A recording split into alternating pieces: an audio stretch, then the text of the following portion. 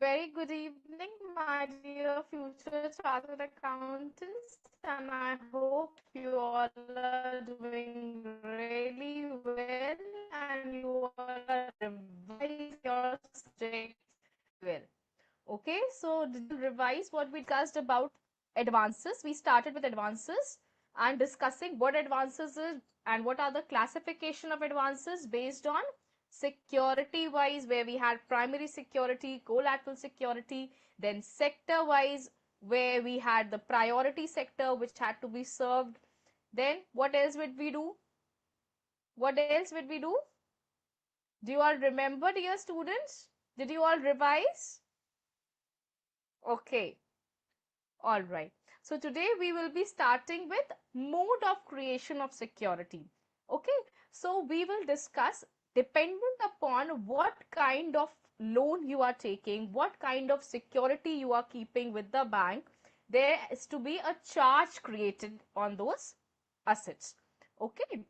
So first of all, we are going to do what all other modes of creation of security, that will be your mortgage, your pledge, hypothecation, assignment, set off and lien.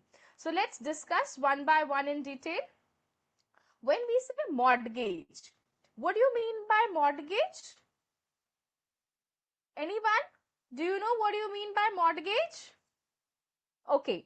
Can you all see my screen of the notes? The note screen, is it visible to all? Okay, all right.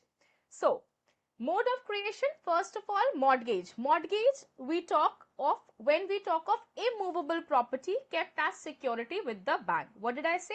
Immovable property. Like your land, building, all these are immovable. You know, that cannot be moved from one place to another. It is immovable. Okay. So, those asset we call it as, we can mortgage them. Now, when we talk of mortgage, there are again two kinds of mortgage that can be created for immovable properties. One is registered mortgage and the other is equitable mortgage. When we say registered mortgage, what does it actually mean? It means that this kind of security will be affected by registering an instrument which is called mortgage deed. Repeat with me, mortgage deed. Okay, it will be affected, it will be implemented by signing a deed by the mortgager. Okay, who's the mortgager? Who's the mortgager? The borrower, the one who is borrowing. Okay, he will sign that deed, that is called mortgage deed. Okay, and it is registered as a property to the mortgagee as security, means with the bank. The bank will keep that as a security. Is registered mortgage clear to all of you? When we say registered mortgage, it means you are keeping some kind of instrument that is called mortgage deed, and it is always for some immovable property like your land and building, and it is signed by the borrower and it is kept with the bank as security, this mortgage deed. Okay, all right. Then if we say equitable mortgage, what do you mean by equitable mortgage?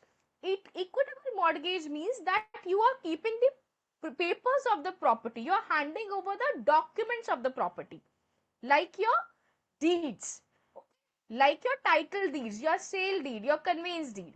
So all these paper forms you are keeping with the, you are going and handing them over to the bank. Are you understanding?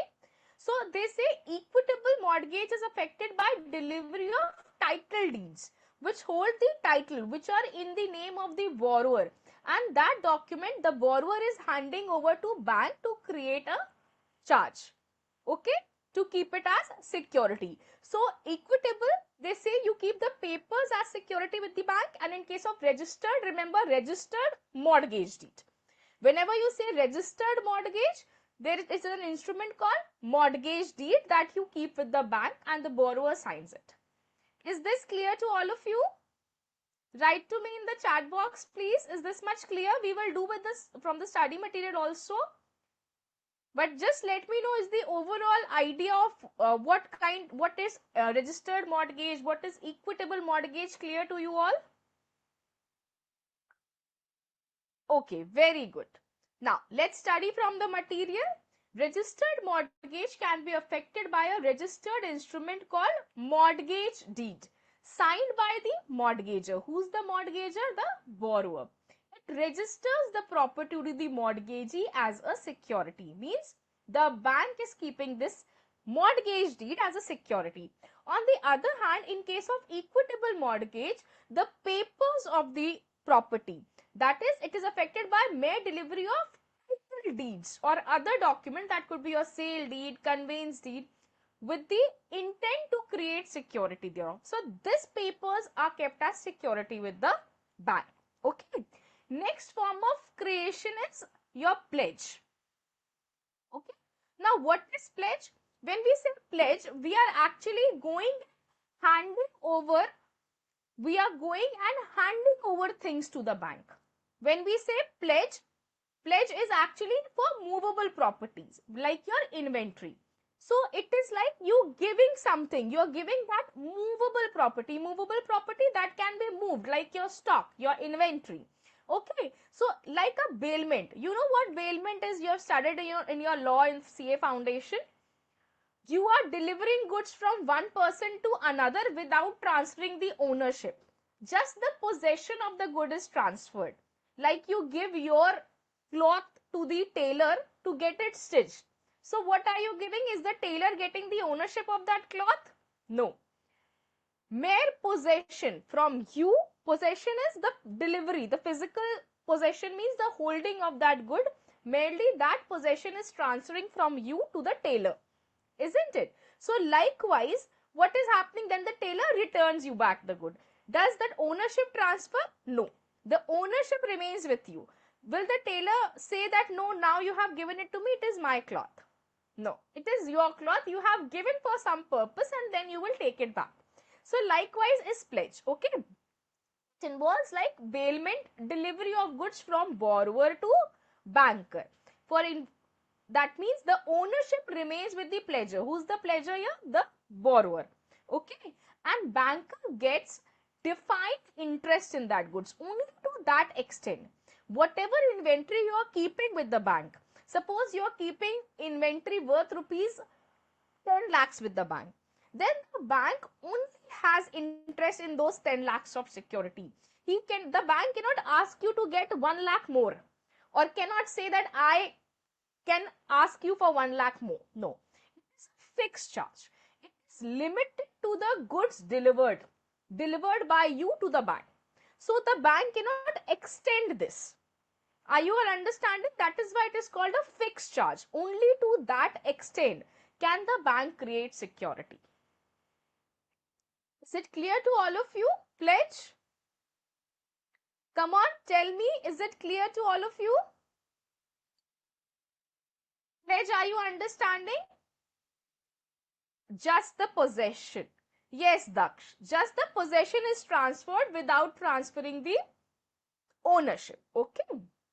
Now, the other form of charge which is for movable property is a hypothecation. Now, ma'am, how is hypothecation different from pledge? I said in pledge, what are you doing? You are handing over. You are handing over. You are delivering the goods. But in hypothecation, neither do you deliver the goods, neither is the ownership being transferred. See, this is the difference between hypothecation and pledge. Pledge, you are going and giving your goods. But in hypothecation, no. Neither the possession, the goods are also with you, the ownership is also with you. So what happens in hypothecation? You just tell the bank that bank, this is my inventory. And bank take the feel that, oh yes, the bank owns the inventory. It is just a feeling. Okay. We say it is a creation of equitable charge. Not fixed charge, but equitable charge. What do you mean by equitable charge? They say it is not express enactment. Express enactment, that is neither are you taking the goods nor delivering it to the bank. So, there is no such action or enactment of delivery of goods. It's only a feeling that has been created with the bank that yes, I own that inventory. It's a hypothetical situation. Are you just trying to imagine? Hypothetically, the bank is imagining that the inventory is his. That is why it is called hypothecation. Hypothetically, a charge is created. Are you able to understand the difference? In pledge, you are handing over. Hypothecation, hypothetically, the bank is assuming that it owns the inventory. All right. So what happens in hypothecation? They say there is a creation of equitable charge. So you might get an MCQ. Fixed charge in case of pledge, equitable charge in case of hypothecation. That is, there is not by express enactment but by equity and reason. What is equity? Equity is a feeling that bank owns. Equity is ownership, isn't it? So equity is a kind of feeling that bank is owning the inventory. And what is the reason? The reason, because it has given you loan. Because of the reason that it has given you the loan, has that equity. It has the feeling that it owns the inventory. Are you able to understand this difference, dear students? Come on, write to me. Are you able to feel this difference? Okay, all right. So let's look at the text. What is mentioned here? In case of pledge, a pledge involves bailment or delivery of goods.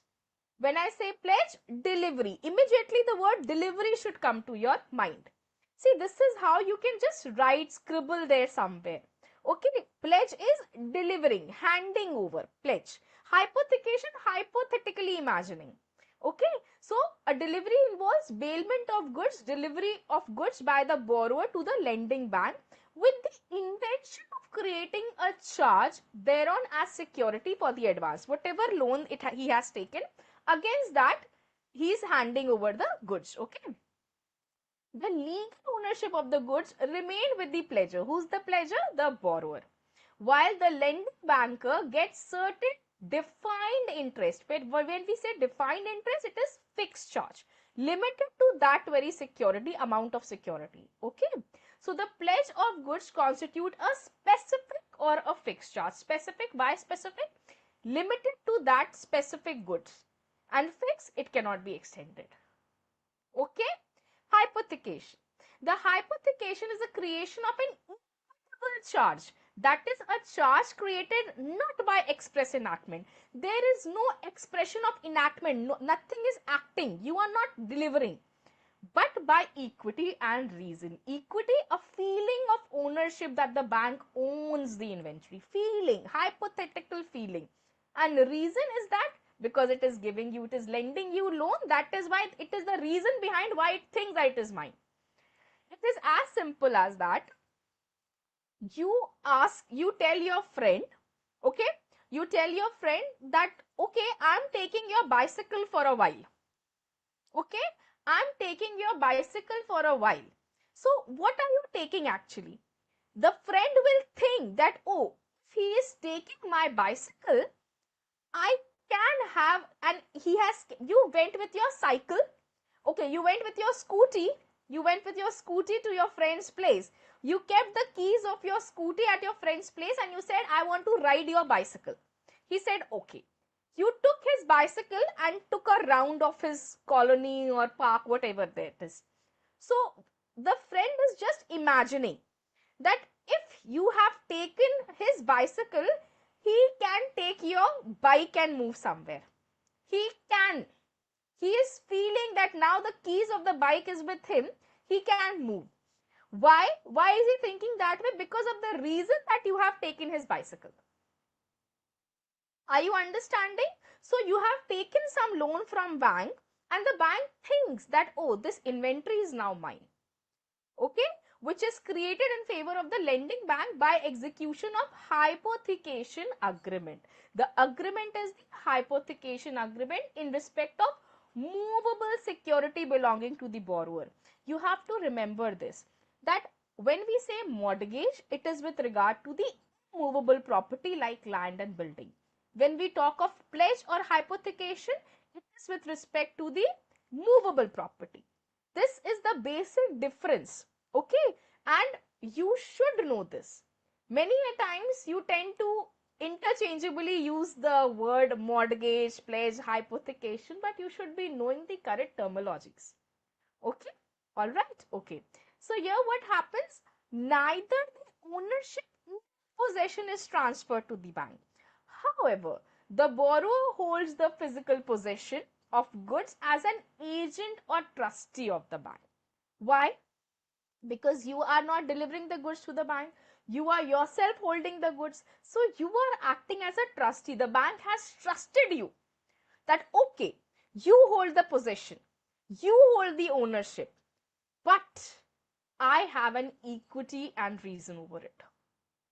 Okay, so the borrower periodically, now okay, you tell me, if you have taken loan from the bank and you own the inventory, you possess the inventory, is it not your responsibility to send a periodical statement of that inventory, which I have already told you that if you take a working loan, working capital loan from the bank, you, what do you submit? You submit your debtor statement and stock statement. Do you remember this? I had told you earlier. Do you remember this? Basically, in hypothecation, what is hypothecated? The debtors and the stock. Okay. So, it is the responsibility of the borrower to submit statement regarding the quantity and value of hypothecated assets, which could be your inventory or your debtors. Why so? Can anyone tell me? Why do you need to submit the statement? I had told you earlier. Let me see who all remember. Why do you need to submit this updated value of statement? I have given you an example when we were doing funded, so when we were doing primary and collateral security. Let, let me see who remembers. Come on, write to me in the chat box. Let me see. Anyone? Anyone who would like to message and tell me? Let me see how many of you remember.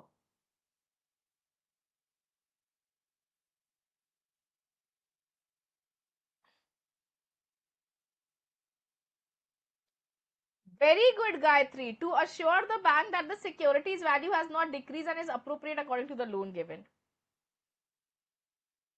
What about ma'am? Achal, what is your question, beta? I'm not able to understand. Yes. It is, I told you, primary security. You gave your debtors, you gave your stock, and then the bank think, what if the value, the debtors become bad? What if the value of stock falls? So it takes a collateral security. So just to keep the bank updated about the value of security, so as to determine your drawing power, because based on these, your drawing power will be determined. It is how much can you draw from the bank, how much loan can you take from the bank. Okay, so you have to periodically submit the stock statement, debtor statement to the bank to determine your drawing power. Okay, now you got it. Achal, what was your query, beta? All right. Are these two concepts clear to all of you? Mortgage, pledge and hypothecation, so that we can proceed further. Please let me know in the chat box. Achal, it is not clear? Please explain once again. Okay, I'm explaining once again. Achal, what do you want to know? Mortgage or pledge or hypothecation? Write to me in the chat box. Both. What both? There were three which we had discussed. Mortgage, pledge and hypothecation. Okay, I'm taking it once again. All of them. Okay. All of you please pay attention. When we say mortgage, we are talking of immovable property. Okay, and what two kinds of mortgage can be created? Registered mortgage and equitable mortgage. When we say registered mortgage, it is executed to a mortgage deed signed by the borrower and it registers the property to the bank as security. Okay, when we say equitable mortgage, we are handing over the title deeds, the papers, the documents of the property with the bank with the intent to create security. We are merely delivering the title deeds. Okay, this is equitable mortgage. When we say pledge and hypothecation, both of them are in case of movable asset, that is could be your stock or your debtors. When we say pledge, we are saying you are handing over the inventory. Okay. So what is happening? The ownership remains with you, but the possession is transferred. The possession is transferred to the bank. So the legal ownership remains with the borrower, the pledger, while the lending bank gets certain definite interest. What is definite interest? A fixed charge that it cannot ask for anything more than that. No other security can be created apart from that. Okay. When we say hypothecation, you are neither giving the possession nor ownership. What is happening now? There is just a charge, equitable charge, by reason of equity and reason. That is, the bank feels that it has a ownership over your inventory, and the reason behind it, because it has lent you the loan. So here neither physical ownership nor the possession is transferred, but borrower has to periodically submit the statements regarding the debtors and the stock so as to determine his drawing power from time to time. And since you are holding the physical possession of the goods, you are acting as a trustee to the bank. Now is it clear, Archer?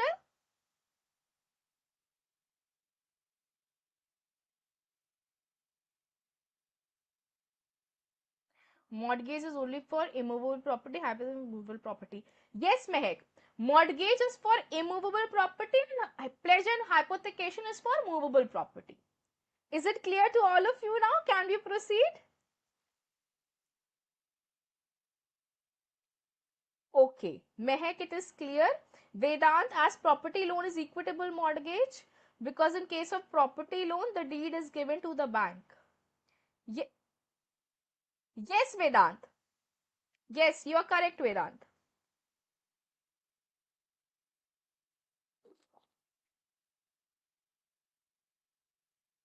Is it clear now? Okay. We are moving towards assignment.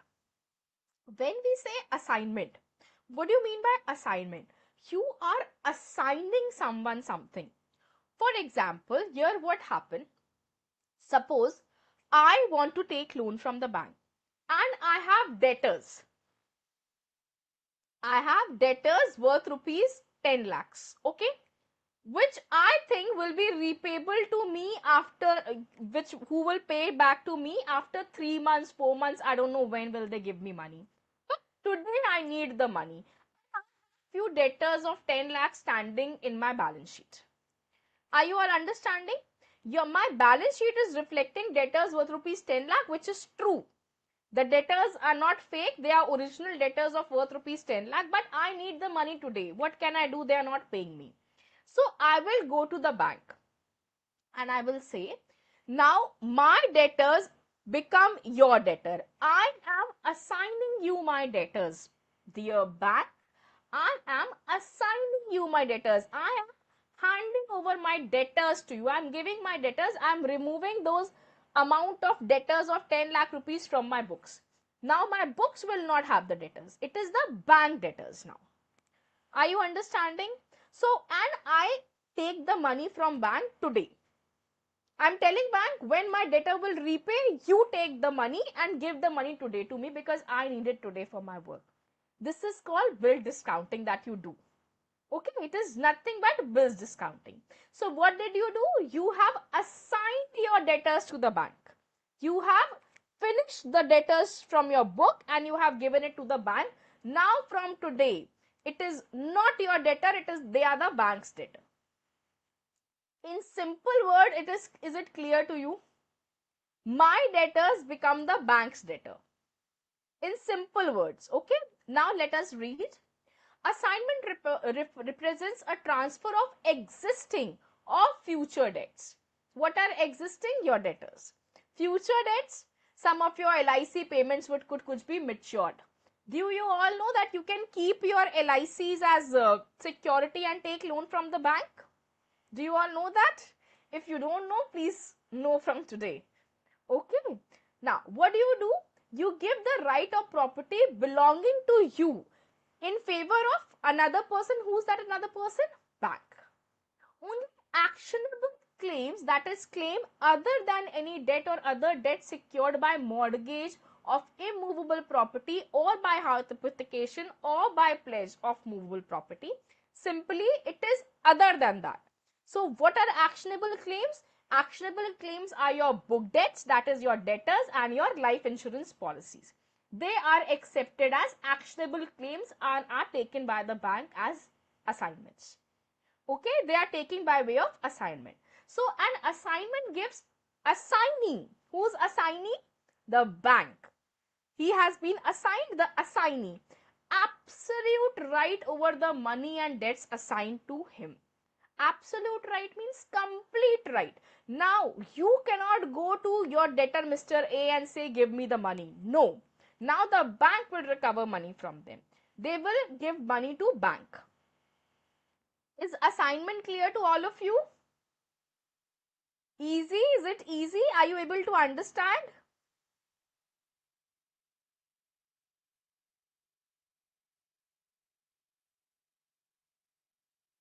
How's life insurance policy in assignment as security?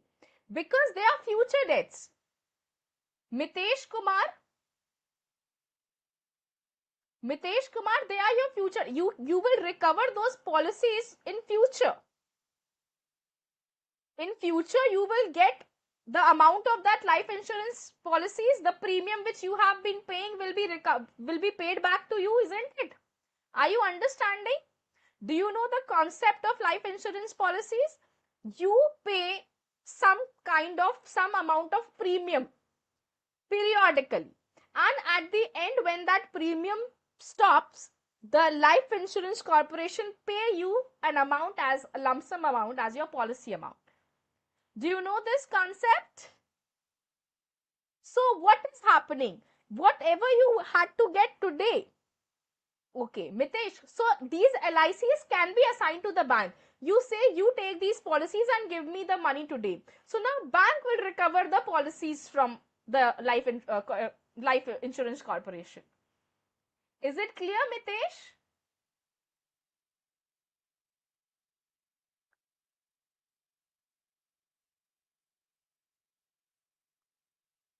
Okay, is it clear to all of you? Assignment?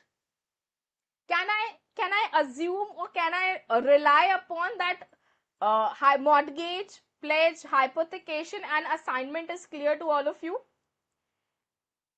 Hmm? Okay, very good. Now coming to set off. As the name says, set off. What do you mean by this? Suppose I am a constituent of the bank. I have a savings bank account in SBI. Okay. I have taken loan worth rupees 2 CR from SBI. Okay, I have taken loan from 2 CR from SBI. And at the same time, I hold a saving account in SBI. My saving account has 50 lakhs deposit in it. Try to understand. I am a constituent.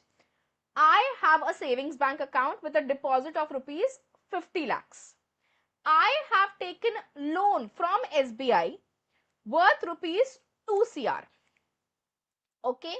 Now, if I am unable to pay the installment of my loan, can SBI set off my two accounts?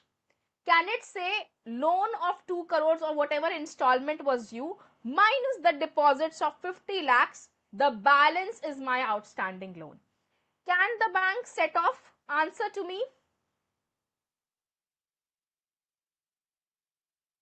Yes, it can set off. So this is the meaning of set off. See, you all know even without studying also. Isn't it? You all are so intelligent that you are able to answer even without reading the text. This is the meaning of set off. They say set off is the statutory right of a creditor. Who's the creditor in this case? The bank who has given you the loan. To adjust wholly or partly the debit balance, that is your saving accounts balance, in the debtor's account against the credit balance lying in another account of the debtor, that is your loan account. So your credit, your loan and your deposits are set off to adjust. Okay. The right to set off enables the bank to combine the two accounts, that is the deposit account and the loan account of the same person, provided both the accounts are in the same name, in the same person's name, and in the same person and in the same right. What does that mean? It means that I, with the name of Sakshi Vinayak Kapoor, hold the savings account, and I, in my personal individual capacity, have taken the loan in the name of Sakshi Vinayak Kapoor's account. Are you understanding? Both the deposit savings account and the loan account are in my personal capacity. It is not that I am a partner in a firm. My firm's name is, say, XYZ and Associates. Okay? That has a current account, or that has, the firm has taken loan. And I have my individual saving account with the amount of 50 lakhs deposit in it.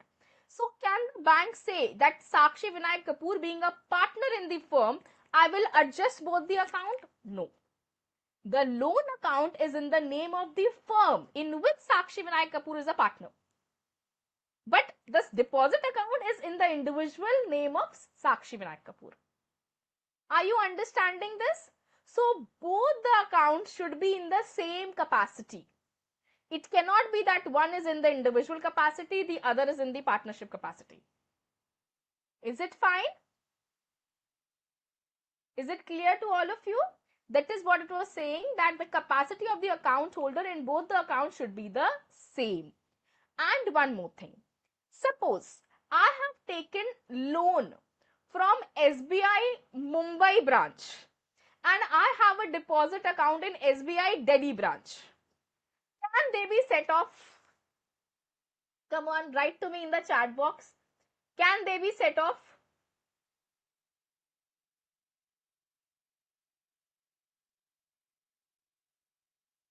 Mehak is saying no, ma'am.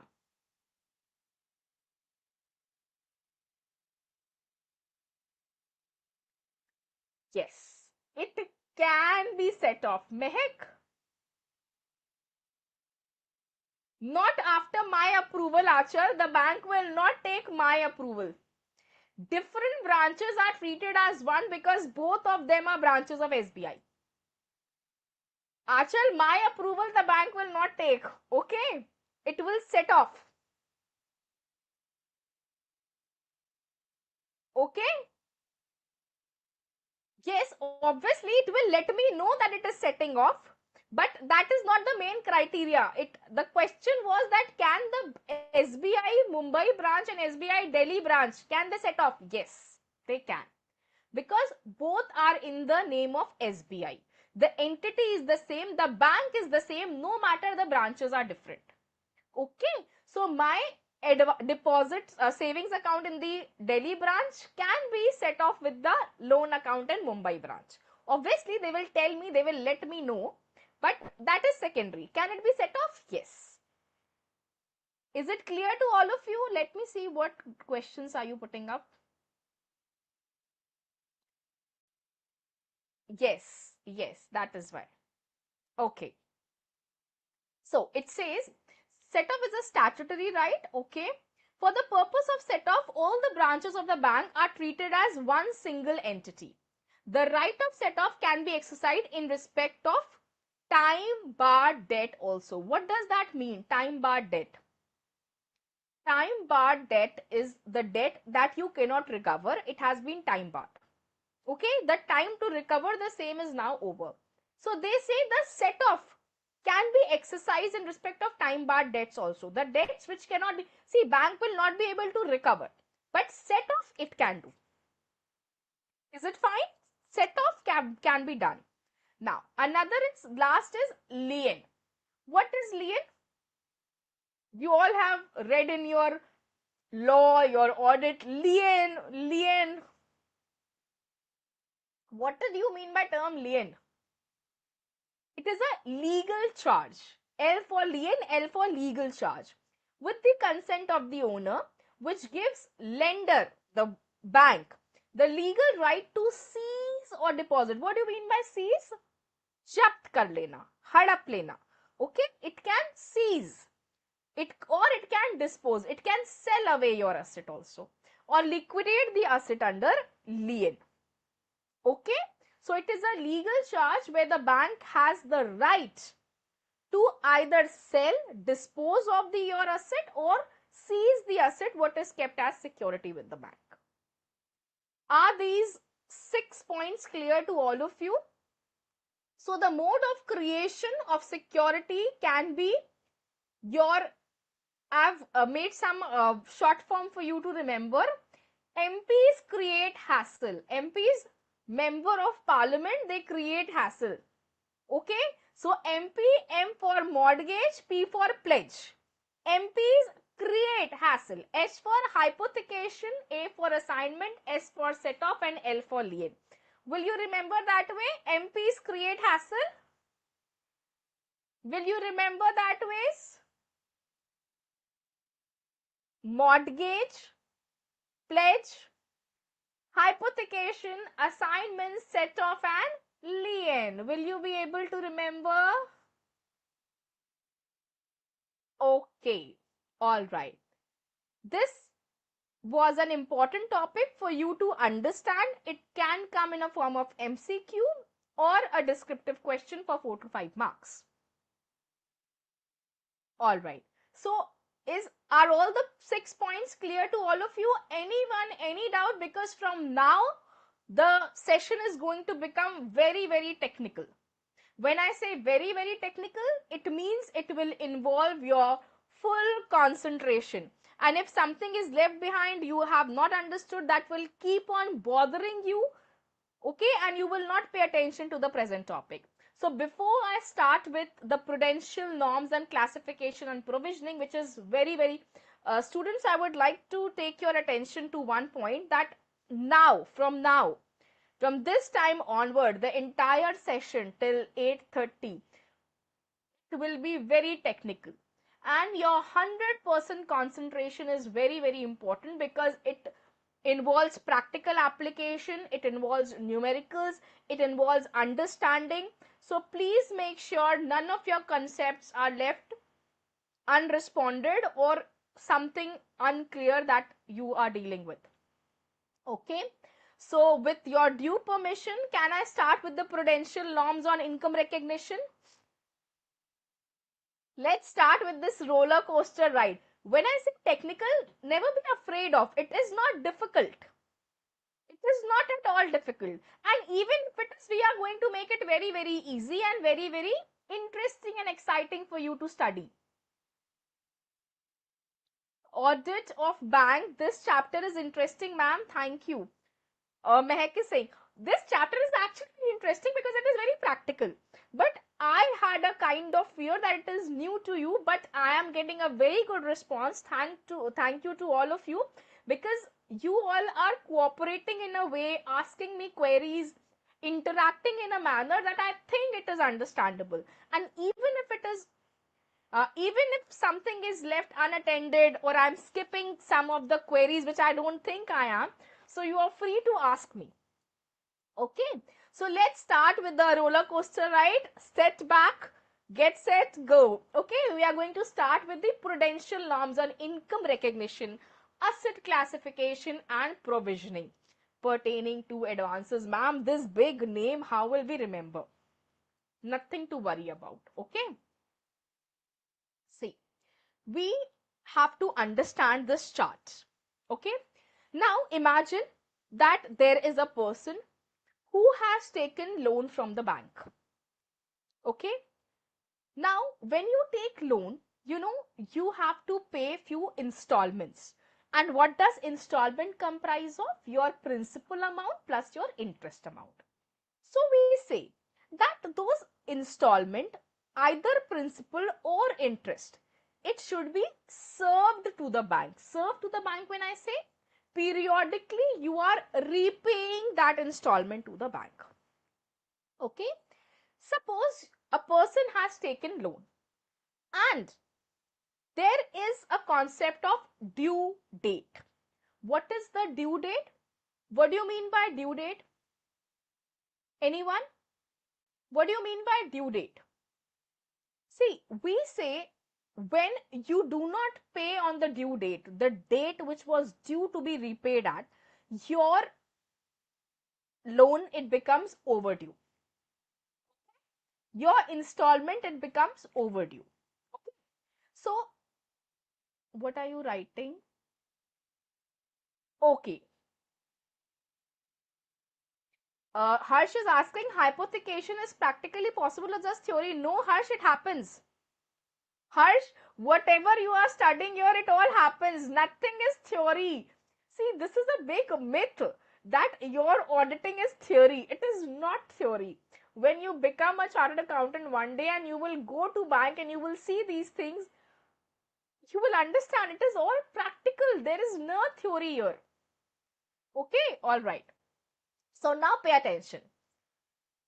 A person has taken loan from the bank, due date. This, can you see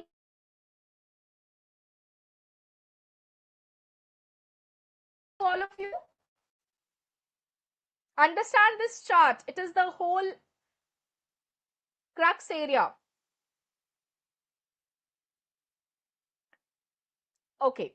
So this, till that due date, the money was, the borrower was being regular in payment of installment. He was repaying the installment regularly. So the money was received by the bank before this due date. So till that, it was a standard regular asset. Standard regular asset. Regular, it is the asset. The advances that bank gives is the asset of the bank. You all know that. The deposit that you keep is a liability for the bank because they have to repay you whenever you ask for. But the loan which they are giving is the asset for the bank because they will take it back from you. Isn't it? This we have discussed. So it is a regular asset for the bank. Standard regular asset. Why? Because the bank is continuously receiving the money. Now, suppose that due date is here, and from the due date, 90 days from the due date, the installment is not being served, either the principal or interest. 90 days, it becomes a standard loan which will be categorized as SMA 012. What do you mean by SMA? SMA means special mention accounts. Special, repeat with me, special mention accounts. So till 90 days, your account, your advance will fall under the category of standard loan, which could be classified as SMA 0, SMA 1, SMA 2. Now, what is SMA 0? SMA 0 is if it is overdue between 0 to 30 days. If your installment is overdue for 31 to 60 days, it is SMA 1. And if it is overdue between 61 to 90 days, within that 90 days it is falling, it becomes SMA type 2. See, we will do that, but for the time being, just imagine this 90 days concept. Okay, it is very, very important. So I said till due date, it was a regular standard regular asset. Between 90 days, your loan is a standard asset which could be SMA 0, SMA 1 or SMA 2. SMA 0, if it is overdue for between 0 to 30 days. SMA 1 for 30 to 31 to 60 days. SMA 2, 61 to 90 days. But still it is a standard loan. Now, the day that 90 days get over, now from here the NPA story starts. Till 90 days everything is fine. Overdue for more than 90 days. Repeat with me, overdue for more than 90 days. The NPA story starts. Mr. NPA, he comes into play. Okay? Is this clear? After 90 days, the NPA story starts. Now, still, from 90 days till 1 year, your loan will be classified as substandard asset. What did I say? Before that, it was standard. Now, substandard. Take till 1 year. Now, after that 1 year, it becomes doubtful. Doubtful to the bank that you are going to even pay or not. There's a question mark. And after that, the bank becomes hopeless that you are not going to pay. It finally becomes a loss asset to the bank. Loss asset means bank will not be able to recover. Now, why is this classification necessary, you tell me? It's necessary because bank has to make provision on the same. Depending upon the status of your overdue amount, the bank will create a provision because it is now doubtful to the bank that whether it will be able to release money from you or not. So provisioning will be made. When your debtors become bad, or you intend to become bad, what do? You create a provision for bad debts. Isn't it? You create a provision for bad debts. So likewise, the bank will create a provision. Okay. So what is happening? Is this story clear to all of you? Money received till due date is standard regular asset. Till 90 days, standard asset. Standard asset, SMA 0, 1, 2. Okay. Let me take you to SMA 0, 1, 2.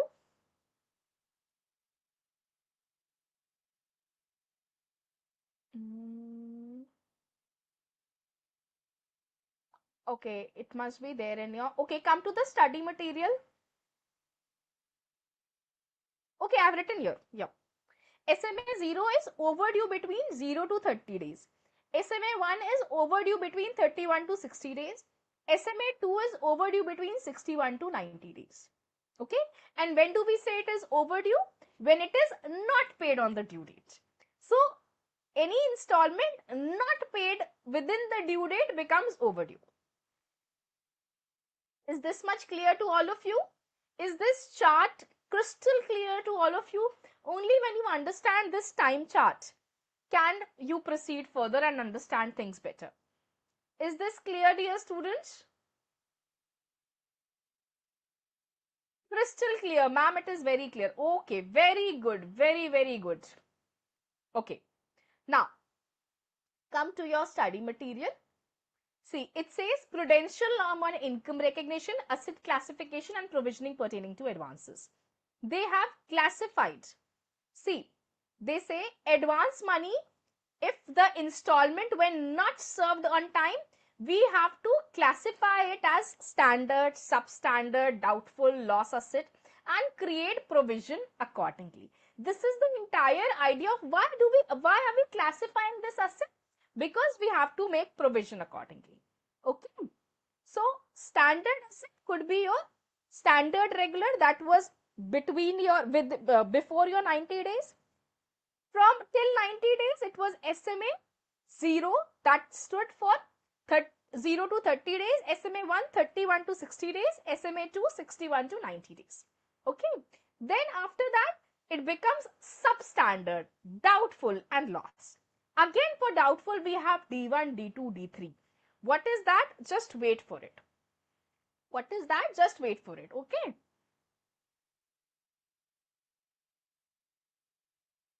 How does this provisioning and asset classification help bank functioning, Daksh? How does your provision for bad debts help you? Answer me. How does provisioning help you? Why do you create a provision? Come on, tell me.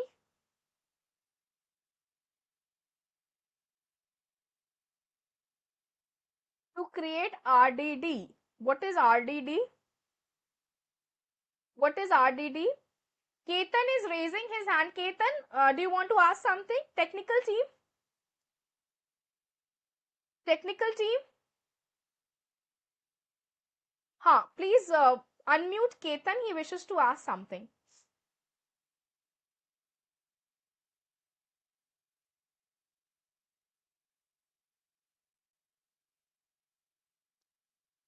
See, Harsh, Daksh, you are answering yourself to know what contingency loss you may face.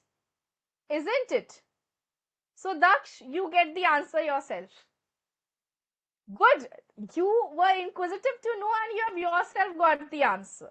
just to know the true amount. How much will you realize after all? Isn't it? Okay. Yes, Ketan, are you here?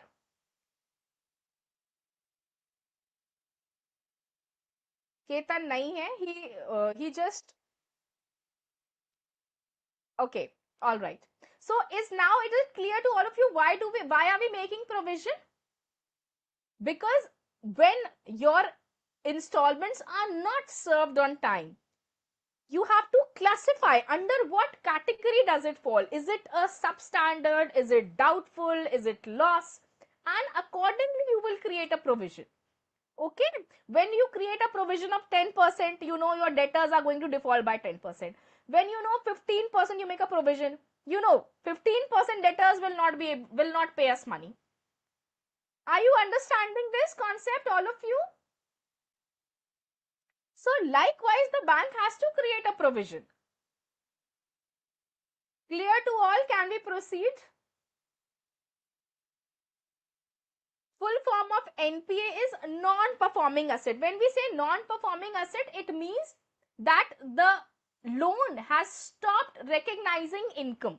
The bank has stopped realizing money from that advance. Are you understanding? Non-performing, the asset, the advance that the bank has given is now not performing. It is not the bank is not able to realize the money from that advance. So it has become non-performing. No performance is done there. Okay. So NPA and asset becomes NPA. What is asset? The advance that is given by the bank. When we say asset, we are talking the entire chapter is from bank's point of view. Just try to understand this. The entire chapter is from bank's point of view. When we are saying asset, this is the bank's asset. So consider yourself as banker. The asset becomes NPA when it ceases to generate income from the bank. When it has stopped generating income for the bank, it becomes non-performing. NPA we call it. Okay. So a non-performing asset is a loan or advance where the interest or installment of a principal, either I told you installment consists of principal and interest. So either of the two remains overdue for a period of more than 90 days in terms of term loan, your long term loan. Is this clear? See, we will do it very clearly, but just I am reading and try to get if something can sink in. We are going to do it thoroughly, okay? The account remains out of order in case of an overdraft, crash credit, OD or CC. All these are form of short-term loans, which the borrower takes for his working capital. I told you the difference between the term loan and the working capital loan. Now, can you understand why did I tell you that there? Can you relate? I told you the difference between term loan and the working capital loan, which you take for day-to-day activity and that you take for a long-term project of yours. Do you remember these things or not? Come on, answer. Yes, okay. I remember. Okay. And in case of bill discounted, when bills remain overdue for a period of more than 90 days in case of bills purchased or discounted. So this 90 days is very important. Overdue for more than 90 days. Okay. Now, before I take you to that 90-day concept, I would like to take your attention to the difference between sanction limit and drawing power. This will come later in your chapter, but when you will study the concept of out of order in case of short-term loans, you are every time said sanction limit or drawing power, sanction limit or drawing power. Now, before coming to that paragraph, I would like to draw your attention to what is actually sanction limit and drawing power. Okay. See, sanction limit, are you all ready? Come on, show me a thumbs up.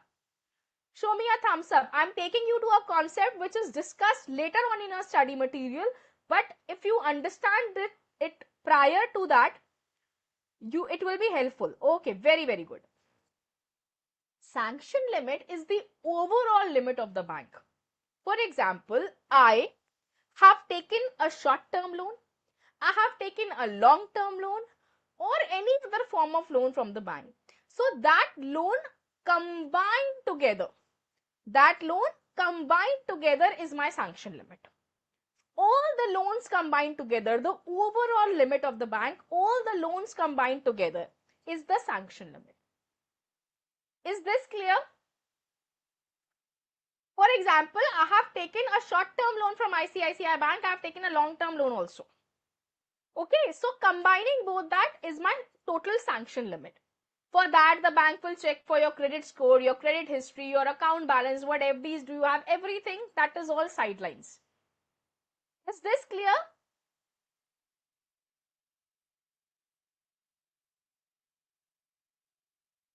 Okay, very good. Now coming to the drawing part. How much actually can I draw from the bank? Can I take from the bank? Your drawing power. Okay. Why is this drawing power important? Okay. What this drawing power is calculated in terms of your working capital needs. When you take a working capital loan, when you take your short-term loan, it is called your working capital loan. Okay. Then the bank calculates this drawing power. What is working capital? Current assets minus current liability. You all know that. You have been doing since class 11. Working capital is current assets minus current liability. How does a bank calculate your drawing power? Let's see. Since you are taking it for a short-term loan, what will bank ask for? Your current assets and your current liabilities, isn't it? So your current assets, first is your stock. How much can your stock realize? What is this value of stock lying with you? Okay. Minus your creditors, those who you have not paid, because not paid is not going to help us. Only the stock which can be realizable, only the paid stock that you have, can the bank own it? Do you all agree to it? Otherwise, what is the bank taking? It is taking your stock as well as your creditors. So bank would not like to take that liability. That is why it is reducing the liability. From your current asset, it is reducing all the current liabilities. So from your stock, they are reducing all the creditors, because the bank doesn't want to take that pain of realizing your liability. Are you understanding? So your stock minus your creditors, that will give you a paid stock value. What actually the bank says that it is mine, I own it. Okay? Minus, there is a margin. Why is that margin said? So that if there is some fall in the value of stock, the stock is damaged, whatever circumstances, the value of stock falls, so a little margin it puts to it. So less that margin. Okay. Then comes your debtor. Current assets again. So your debtors minus your eligible debtors. Eligible debtors, when I say that, they will say that no, I have paid, you have not entered my entry, I am not going to pay you. So ineligible. You are not entitled to recover money from them. Eligible debtors. A margin like kept in the stock. Also there is a margin kept with your debtors. Why? Again, some debtors might default. So your stock minus the creditors minus some margin attached to stock. There are two margin kept, one with your stock, the other with your debtor. Okay. So minus the margin with your stock, you come up with some value. Debtors, some ineligible debtors minus the margin, you come up with some value. So the one highlighted above, stock minus creditor, debtor minus margin, that is your drawing power. Okay. But the drawing power is your total drawing power. Okay. But this drawing power is restricted to the sanctioned limit. When I say this, it means, suppose your drawing power is 50 lakhs. The value of this highlighted portion, that is your stock minus creditor minus margin, plus the value of your debtor minus ineligible debtors minus the margin, the total comes to 50 lakhs. But the overall sanction limit is 45 lakhs. Tell me, what will the bank give you? Will it sanction you 50 lakhs or will it give you 45 lakhs? Come on, I want the answer in the chat box. Very good, 45 lakhs. You have understood this, isn't it? It is maximum 2 subject to the sanction limit. So drawing power 50 lakhs, sanction limit 45 lakh, your drawing power allowed is 45 lakhs. Only this much can you take from the bank. So a small question regarding this can come in the exam, just to calculate the drawing power. Okay, will you be able to do it? Can I expect my intelligent students to solve that? Yes, very, very good. Okay, so this is your drawing power. Now understanding NPA from this. When do we say it is an NPA? When does your asset become non-performing? When it fails to generate income. What did I say? When it fails to generate income to the bank. Now, there are 3 cases. One, when you take a long-term loan. Other, when you take a short-term loan. And third, when you discount the bill. Okay? Long-term loan comprises of your installment, that is your principal and interest. If your loan becomes overdue for more than 90 days, we say it is NPA. Simple? Simple. Isn't it? Bills discounted. When those become overdue for more than 90 days, simply we say it is NPA. Khushi is saying, now I understand why I perform this method while preparing CMA. Okay, you prepare CMA data. See, everything is interrelated. Nothing in your audit is just theory. All of these things you apply practically. Very good, Khushi, you are able to relate. Very, very good. I'm so happy that one student at least she has done that CMA and she has drafted and she is able to understand. Very, very good. Okay, let us continue now. Okay, so I said long-term loans, when your installment becomes overdue for 90 days, you say it is NPA. Just simply close your eyes and say overdue for 90 days, NPA. Bills discounted, overdue for 90 days, NPA. Simple answer. Overdue for more than, repeat with me. Overdue for more than 90 days, long-term, bill discounted, NPA. Repeat, come on. Whosoever you are sitting with, if you are sitting alone, if you are sitting with someone, just repeat with me. Let them think that you are mad. Say it on top of your voice with all your efforts. Just pull out your lungs and just say, overdue for more than 90 days in case of long-term loan, NPA. Overdue for more than 90 days in case of bill discounted, NPA. Very good. Now comes the technical part, that is your short-term loan. That is your working capital loan. Okay? Now, when we say short-term loan, we say if it is an overdraft facility, if it is your cash credit facility, we say it is out of order. What do we call it? Say, repeat with me, OOO. Out of order. OOO, out of order. When can it be out of order? 3 conditions are required. Any of 3 condition fulfilled, you say your short-term loan becomes out of order. What are they? Come on, let's see. If your outstanding balance for your short-term loan is more than the sanction limit or drawing power. Sanction limit or drawing power. Your outstanding balance that you have to give to the bank is more than your sanction limit or drawing power, whatever the bank has calculated for you. The outstanding balance is more than that. Show me a thumbs up. Is it clear? Show me a thumbs up. Is it clear? When your outstanding balance in your short-term loan account is more than your sanction limit.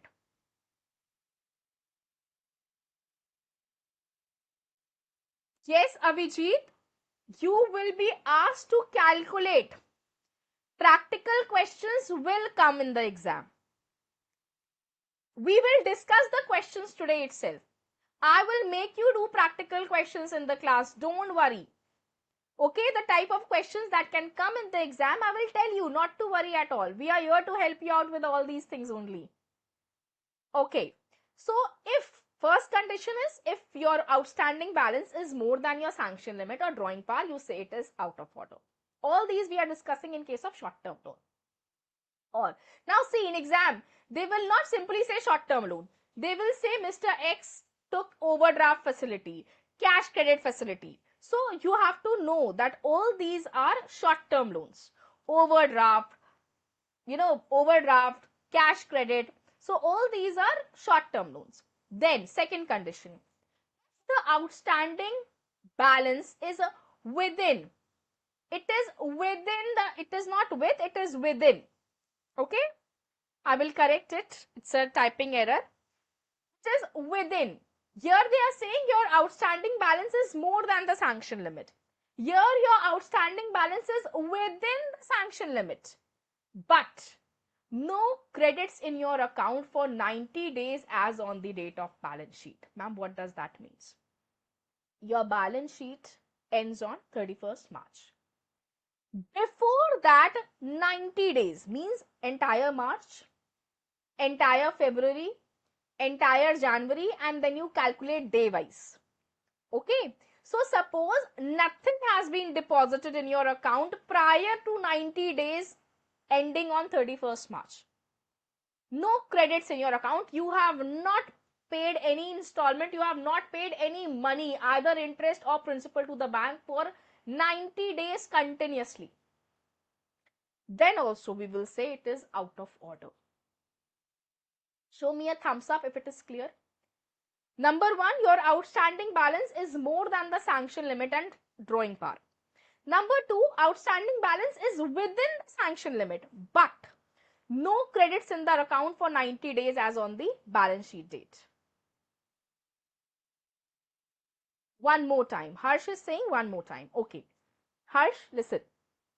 We say your short-term loan, that is your CC, your OD facilities, become out of order when there are three conditions. Number one, when the outstanding balance in your account is more than the sanction limit or drawing power. Number two, when the outstanding balance is within the sanction limit, means drawing power is 50 lakhs, outstanding balance is 30 lakhs. It is very much within. See, first case, your drawing power is 50 lakhs, your outstanding balance is 60 lakhs. Ma'am, how is that possible? Yes, interest has been charged to it. Interest has been charged to it. Okay. So, it is more than the sanction limit, outstanding balance. So, it is out of order. Number two, your outstanding balance is 30 lakhs, whereas your sanction limit or your drawing power is 50 lakhs. It is within. But for 90 days continuously before 31st March, you have not paid anything to the bank. You have not paid principal. You have not paid interest. Harsh, now is it clear? Please write to me in the chat box. Okay. Third, credits are there. Means you have paid within 90 days, but it is not enough to meet the interest debited in the account during the same period. Ma'am, what does that mean? The interest amount that bank has charged from you is 10 lakhs. But you have paid only 2 lakhs within 90 days. So, पैसे हैं तो there are credit, but काफी नहीं है, not enough to meet the interest debited. Are you understanding the debit and credit going side by side? There are credits, but the debit is more than the credit. The bank has charged 5 lakhs and you have only deposited 2 lakhs. The credits are not enough to meet the debits. Are you understanding? Khushi is saying no, ma'am. Khushi Goyal, what have you not understood? Please clarify, bacha.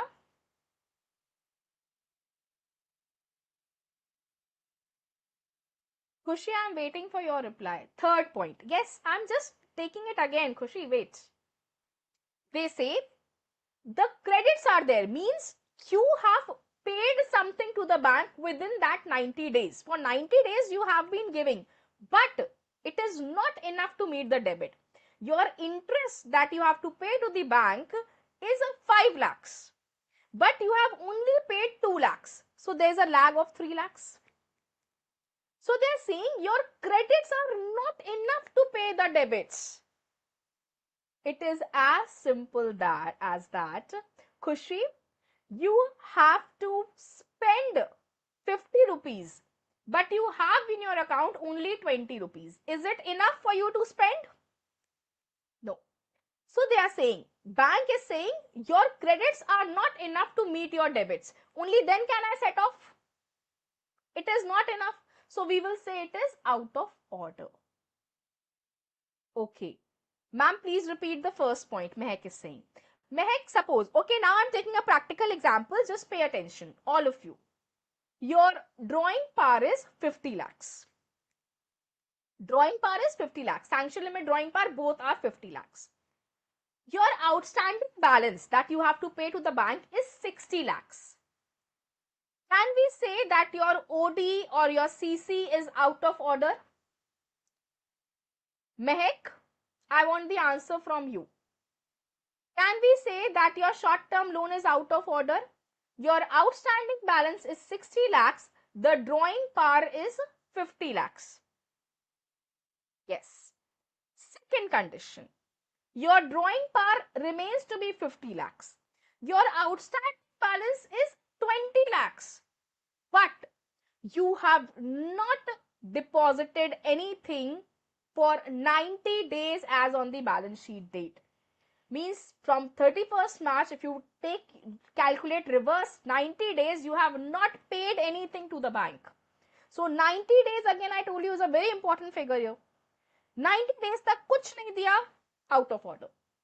They are saying, third point, you have given within 90 days, but the interest debited is 5 lakhs and you have only paid 2 lakhs. Is it sufficient?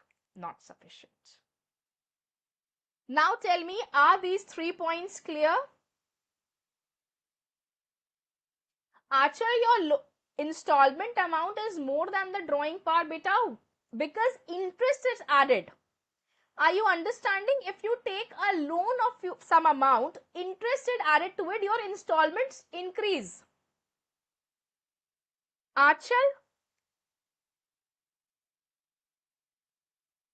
Okay, all right. Now, see this example. Bank debited interest of rupees 5 lakhs, but borrower paid only 2 lakhs. The third, which I was always telling you, the credits are there, but not sufficient to meet the debits. See, this question was there in your MTP September 2024. All of you, are you with me? Come on, write to me in the chat box. Are you with me? Very, very important question. MTP question I am taking up. Okay. SBI has advanced. See, this is how you will get the question. Some name of the bank, some form of short-term loan. It is not saying bank has disbursed a short-term loan. SBI has advanced cash credit facility. Now, cash credit, immediately short-term loan should come to your account. Out of order words should come to your mind. Not account. Here it's the mind. Okay. So, cash credit, immediately out of order, short-term loan, all these things should click to you immediately. And how will that happen? The more you revise, the more you will remember. There is no other shortcut to it. I cannot, dissolve something in the water and ask you to drink it and you will remember. No. Revision and studying, continuous study, regular study is the only key to this. Unfortunately. Okay. So, SBI has advanced cash credit facility of rupees 25 lakhs to A Limited. Okay. Following is the extract of account of A Limited. Reflecting in the CBS, core banking solution of bank from December 25 to March 26. Why December? Why have they written December? Can I have any answers to it? Why have I written December? 90 days na, December, January, 90 days before the balance sheet date. Yes, that is the reason. Yes, all of you saying very good. Read this question. See, 1st December The bank has debited interest of 45. This is how you will get the question. Please understand. The bank has debited interest of 45,000. There is an outstanding balance of 24,75,000 in your account. Okay. Then you have transferred, there is a credit of 1 lakh. Then December 31st, again the bank has debited interest 25,000. Again the interest debited is 24,700. Again 24,800. Then some charges 1,000. Interest again 24,900. The drawing par during the above period was consistent at 25 lakhs. The account was classified as standard asset as on 31st December 25 in the books of bank. The security charge with the bank remains intact throughout this period. Comment upon the asset classification of the above account as on 31st March 26. See, we have to see the classification as on 31st March in the books of the bank in accordance with RBI norms. This is how the question will appear. I am taking you back to the question. This is the question. Are you all able to see? The drawing par is 25 lakhs. So can I say that the outstanding balance is very much within the drawing par? Tick. Now see, the bank has classified it as standard asset. You went as an auditor and you have to comment upon the asset classification on 31st March. What will you do?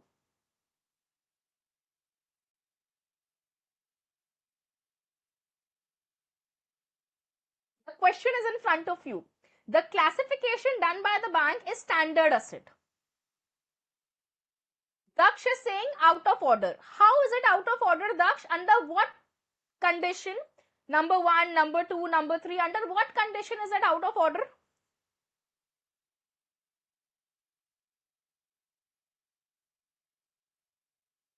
Daksh is saying number 1. No, Daksh, number 1 say when the outstanding balance, that is 24,75,000 is more than the sanction or drawing par. Drawing par is 25 lakhs. It is very much within the drawing par.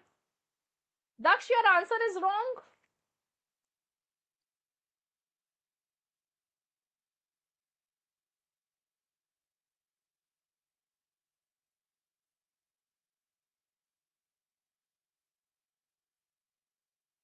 Ambira, your answer is correct. Harsh, your answer is correct.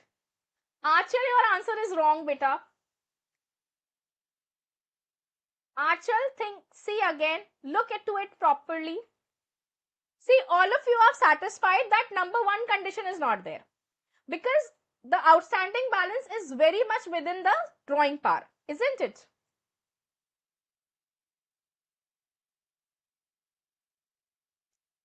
Mehak, your answer is wrong.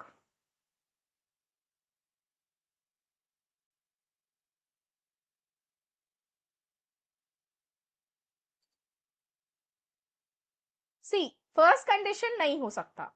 Second condition they are saying it is within the drawing par, but no credits within 90 days. You see, last credit was 31st December. January, February, March, no credit.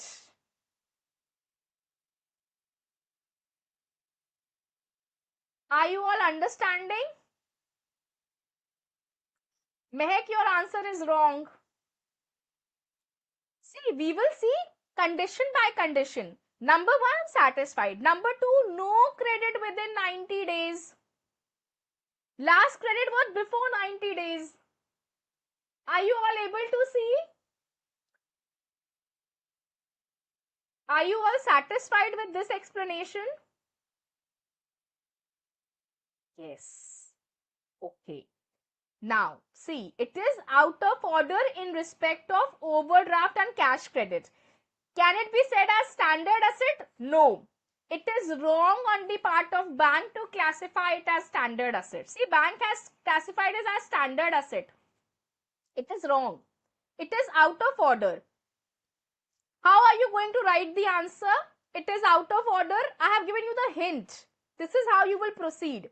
Then you will mention the three conditions under which the cash credit or your overdraft becomes out of order. The three conditions.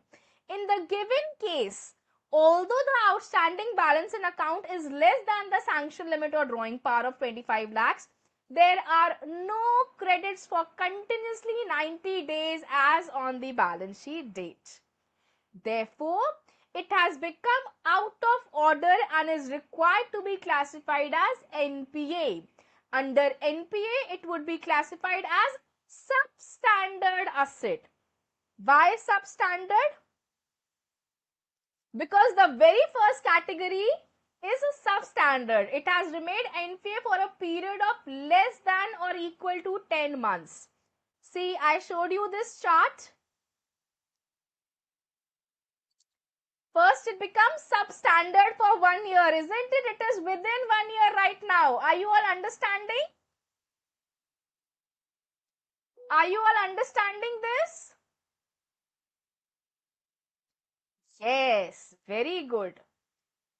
So, all of you able to understand this question? That the classification should not be standard, it should be substandard. Very good, very, very good. So, this is how you are going to write the answer. Okay, you will start with this, you will mention the three conditions and you will conclude by writing this. Is this clear to all of you? Show me a thumbs up.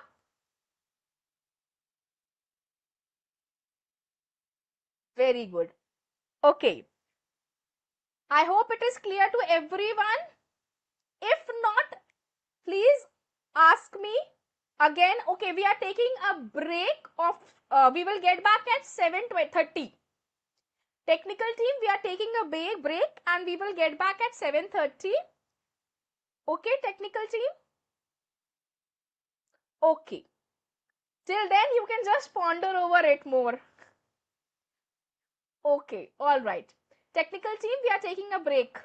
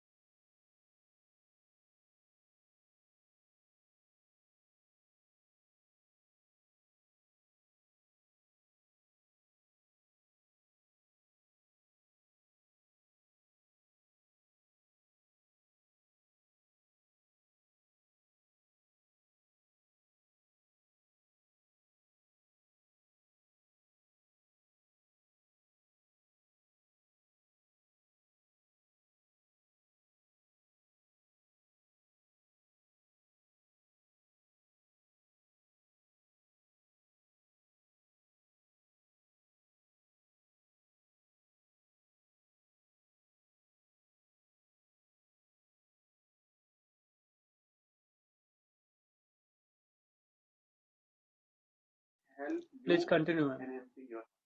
Okay. All right. So, students, is this question clear to all of you? We're discussing this question before the break, where I had shown you an example and I had asked you to classify and tell whether the banking classifying it as a standard asset, is it valid on the part of bank to do so or not? Is it clear to all of you? Anyone, any doubt, please ask. Did you understand why did we classify as substandard? Look at this chart I had told you. See, standard loan till 90 days. After that, till 1 year, it becomes substandard. So here, what are we seeing? We are seeing that it is an out of order under condition 2. What was the condition 2? Condition 2 was that the balance, outstanding balance is very much within the drawing power. Okay, but there were no credits for 90 days as on the balance sheet date. For continuous 90 days, see, there were no credits. Okay, those of you who said point number 3 said there were credits but not sufficient. Please look at the question very clearly. For 90 days, there were no credits. So it is out of order under condition 2. And the bank said it is standard asset. But it is not standard. Why? Because after 90 days, it becomes first substandard. Until 1 year, it becomes substandard. After 1 year, it continues to become doubtful, followed by loss asset. Yes, very good. So all of you have understood this question. Okay, let's proceed. Coming to the provisioning norms. When I said that it was doubtful, and doubtful again I said there are 3 categories, D1, D2, D3. Getting back to that chart, see, I had told you that again doubtful, it becomes, come to your study material, they have given this chart and they have written doubtful D1, D2, D3. And I told you to wait for a while, isn't it? To wait for a while till I make you understand this concept. Okay. So coming to the provisioning requirement. NPA category, we know it is substandard. From where does NPA start from? I said immediately after the 90 days. The story of NPA starts. Mr. NPA comes into play. He becomes the hero, isn't it? So as soon as 90 days gets over, NPA story begins. So under NPA, it could be either substandard, it could be doubtful, or it could be loss. Again, for substandard, how much provision are we required to create? We are required to maintain 15% provision. Repeat with me, 15% provision. Then for doubtful, again we have 2 categories. When there is a security with the bank, when your loan is secured. If it is secured and we say it is up to 1 year, 25%, D1. D2 category is from 1 year to 3 years. It becomes, the provisioning increases to 40%. Why? Because it is overdue for, the duration of overdue is increasing, thereby increasing the percentage of provision. It is very logical. See, understand. Less provision. If the time is increasing, the days are passing and still the bank is not receiving anything from you, it is going to increase the provision. Okay. So up to 1 year, 25%. 1 to 3 year, it becomes 40%. And if it is more than 3 years, now banks say, I have lost all hope to recover money from you. Bank will make 100% provision. It will say the entire advance is now hopeless. It has become non-performing. I am going to charge 100%. Provisioning made is 100%.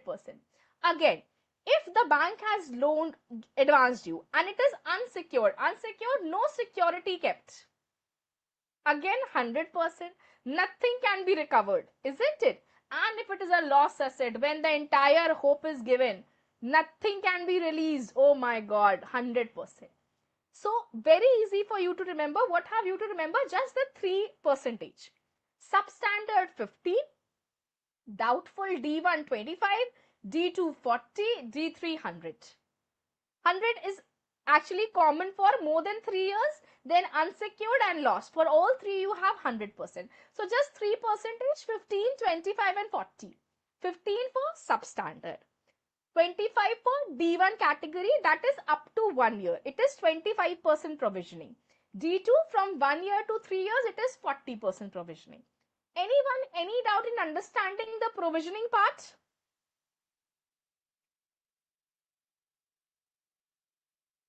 No. Okay. Is it clear to everyone?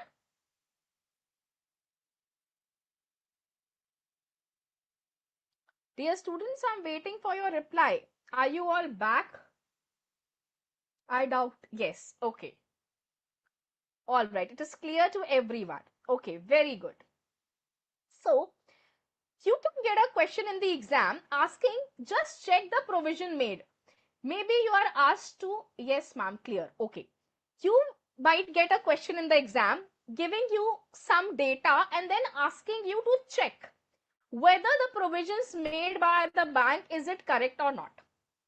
Okay. For example, they give you accounts of A limited, B limited, C limited, D limited and so on. And then they say that the bank has classified it as D1, substandard, D2 and loss. Outstanding amount is this much and provision made is 5 lakhs, 7.5 lakhs, 30 lakhs, 1 lakhs and so on. Just see to this question and answer to me in case of account of Mr. A. Is the provisioning made correct? Is the provision made by the bank? It is falling under D1 category. D1 is up to what period? Ma'am, this condition is under secured or unsecured? See, unsecured only D1, D2, D3, secured only D1, D2, D3 comes. Achal, unsecured is altogether a separate issue. Achal, am I clear? Kambira is saying wrong. Not correct, ma'am. Daksh, is it? Daksh, see to the data properly.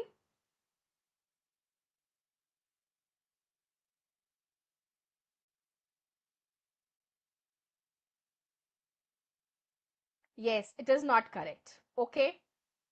So what should be the amount of provision that the bank should have made?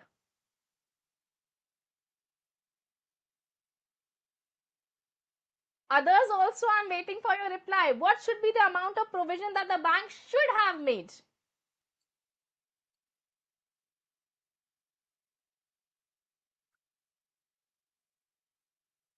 Mulla Rahil bhai, nahi, sorry, Kambira.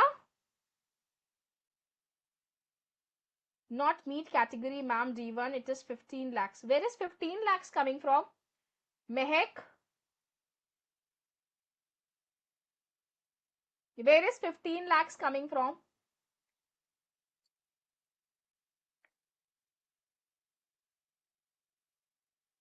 Yes, Mehek. Okay. It's okay, Mehek. Maybe by mistake you have typed. It's perfectly fine. No issues. Okay. So, what should be the correct amount of provision? Let's see. It should be 25% of 10 lakhs under D1 category. It should be 2.5 lakhs and not 5 lakhs. Isn't it? All of you, many of you answered correctly. Okay. See to account of Mr. B. It is a substandard asset. And the outstanding balance is 50 lakh. How much provision should the bank made? And the provision made by the bank is 7.5 lakhs. Is it correct? Has the bank made the correct provision?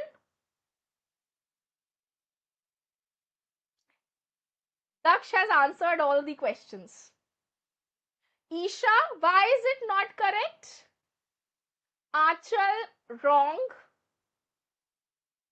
Isha, why is it not correct?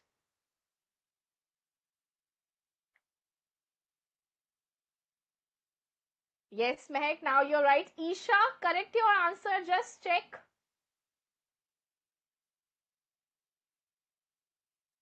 I'm taking you back again to this percentage.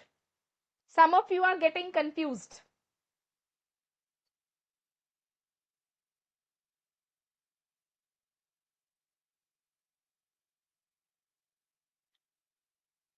Isha is saying I don't have calculator.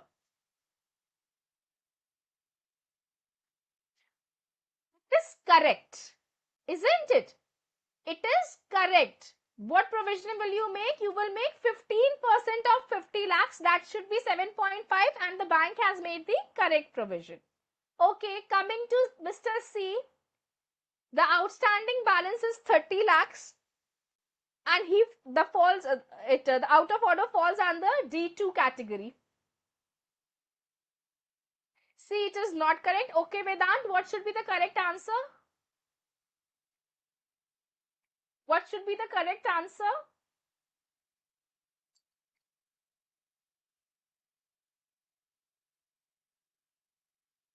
All right, all right. Yes, 12 lakhs. And the bank has made 30 lakhs. It is again wrong. Now the last account, Mr. D's account. Yes. Is Mr. D's account provisioning done correctly? It is a loss asset. All of you are correct. So just imagine a question like this coming in your exam for 3 to 4 marks. And if you know it, full 3 to 4 marks you gain. Isn't it? It is so easy. So you have to find out ways from where you can gain marks. See, such a simple question. Okay? And some of you, what you feel, oh, practical coming in an audit paper, practical coming, you leave the question like that without even understanding that how simple it was. Yes, such practical questions come in the exam. Whatever we are doing is from exam point of view only. Daksh is saying, wow, that's great. Since you have done such a kind of question, it is great for you. Think for the students who have not done such type of questions. Okay, all right. Come to your study material. See, now you can understand what is written there. Non-performing asset, an asset becomes NPA when it ceases to generate income for the bank. Now that chart, that study notes is clear in your mind, so now you can understand it more properly. Okay. A non-performing asset is a loan or advance where interest or installment of principal remain overdue for more than 90 days in respect of term loan. Remains out of order in respect of an overdraft CC, and bills remain overdue for a period of more than 90 days in case the bill purchase or discount. So see, this chart is so simple for you to remember. That is why I have made this chart for you, so that it becomes easy for you to remember. Long term, just 90 days, bill discounted 90 days. Short term, you have the three conditions. Okay, all right. Uh, just a minute. Okay, is my screen visible to all of you? Is my screen visible to all of you? Okay, all right. So, then out of order, an account should be treated as out of order if condition number 1, the outstanding balance remain continuously in excess of sanction limit or drawing power. You all know. Outstanding balance more than the sanction limit or drawing power, isn't it? In case where the outstanding balance in the principal operating account is less than the sanction limit, but means it is very much within the drawing power or sanction limit, but there are no credits continuously for 90 days as on the date of balance sheet date. Now you know this, isn't it? Third, credits are there, but not enough to meet the debits, isn't it? Not enough to meet the debits. So credits are there but not enough to cover the interest debited during the same period. These accounts are also treated as out of order. So any of these three conditions satisfied, you say it is out of order. And I showed you that question. You have to check point wise, condition wise. Condition 1, fine. Condition 2, stop there. Condition 2 also satisfied. Come to condition 3. All of them not falling, it is proper. Otherwise, it is out of order. Okay, all right. See, they have given a question. A Limited has been sanctioned a crash credit facility by ABD Limited for 50 lakhs, but the stock statement furnished for the quarter, the bank has calculated drawing power at 42 lakhs. It is very much within the, sorry, it is, the drawing power is 42 lakhs and they have sanctioned is 50 lakhs. So you tell me, if the drawing power is 42 lakhs and sanction limit is 50 lakhs, what will you check in case of out of order? See, the outstanding balance remains continuously in excess of rupees 50 lakhs or 40 lakhs, whatever the case may be. But we will stick to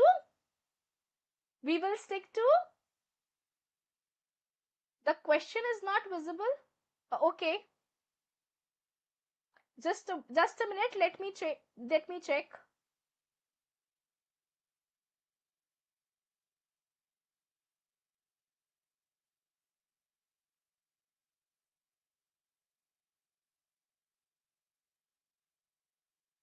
Is the question visible now, dear students? Is the question visible now? Yes, ma'am. Okay. Do we have Rajiv sir among us?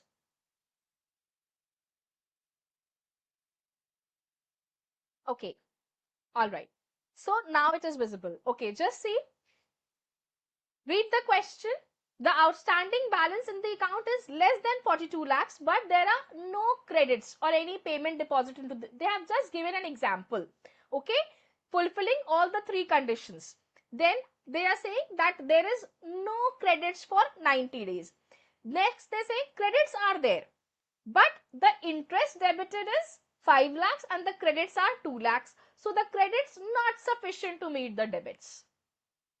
Okay. Overdue, when do we say it is overdue? Any amount due to the bank under any credit facility is overdue if it is not paid within the due date fixed by the bank. We all know that? Okay. Then see this category they have made. Substandard 15%. Doubtful, see for unsecured they have made up additional 100%. Secured D1 25%, D2 40%, D3 100%.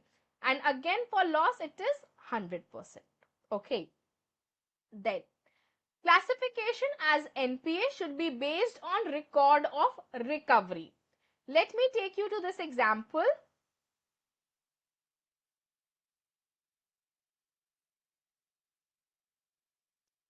Okay.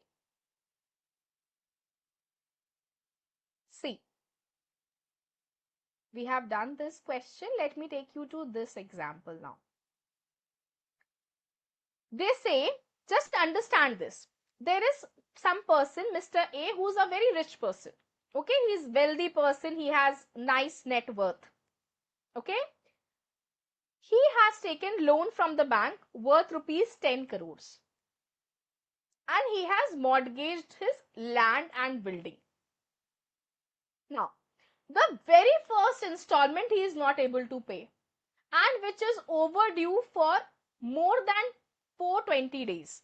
I say the value of his security is 20 CR. It is very much more than the loan he has taken. The amount of loan is just 10 CR. The value of land and building is 20 CR. It is overdue for 420 days. You tell me, how will you classify this? I want the answer. How will you classify this account as?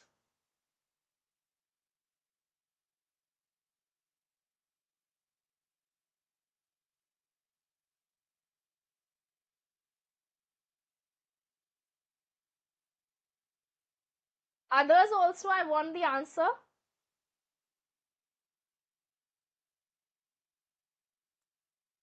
Okay, we will not classify as standard. Why? Some of you might think that, ma'am, the value of security is 20 lakhs. Loan is just for 10 crores, 20 crores, the value of security. Loan is for 10 crores. He's a rich person having good net worth. So, ma'am, how can it be NPA? It has to be standard. No, it will not be considered as standard. It will be NPA. Why? Because NPA classification is based on the record of recovery and not based on how rich you are or how much is your net worth. Are you understanding? NPA classification is merely based on the record of recovery. How are you recovering the amount of advance? Okay. So, availability of security or net worth of the borrower or guarantor is not considered for classification of NPA. Your record of recovery is considered for NPA. Is this clear to all of you? You might get a question in the exam like this, and then you are asked to specify whether it is NPA or whether it's a standard asset. Clear to all of you? Okay. Next. Suppose Mr. A has taken a home loan for rupees 2 crore. The installment overdue is for more than 90 days. Now, immediately when I say more than 90 days, it should click to you. Okay. And also he has taken a car loan. He has also taken a car loan of rupees 20 lakhs where the installment is regular. Please understand the question properly. I have made it in a chart form. You might get in a statement form in your exam. Are you understanding? So, one house loan and one car loan. Car loan, regular installments coming. Housing loan, regular installments are not coming. It is overdue for 90 days. Which advance will be classified as NPA? Your housing loan, car loan, both or none? I should have not shown you this. Acha, Daksh is saying house loan. Mullah, Rahil bhai, why both? Housing loan. See, it says your NPA classification will see borrower wise and not facility wise. It says you will consider the entire loan as borrower wise. If Mr. A has borrowed, if Mr. A is the borrower, whatever loan he has taken, if any of the loan is being defaulted at, means he is making default at any of the loan, it will be classified as NPA. Not able to digest? Why? There is a reason behind it. See, now Mr. A is able to give the installment regularly for car loan. What if he fails to pay the car loan in future? Like he is unable to pay housing loan, he will be not able to pay car loan also. A day will come when the car loan installments will also become irregular. A day will come when installments to car loan will also become irregular. So, can the bank have that doubt or not? Are you understanding? This is why they say both the advance will be considered as NPA. Because what if in future Mr. A defaults? If he is a defaulter at one loan, he might turn out to be a defaulter in case of other loan also. Isn't it? So, both the loans. They say asset classification is always borrower wise and not facility wise. Again, a question like this can come in your exam. What messages am I getting continuously? Let me see.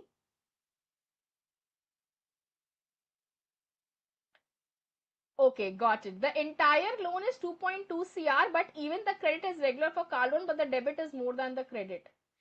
Kambira, we will stick to one rule. Okay, that if a borrower is defaulted at one loan, he might default at the other loans facility also. So, both his loan combined together will be NPA. Is it clear?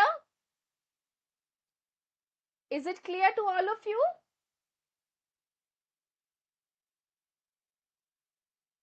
Anyone, any doubt, please ask. These are important concepts which should be crystal clear.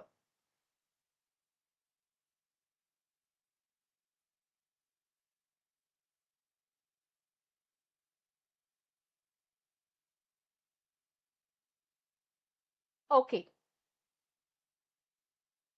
Is my screen visible now?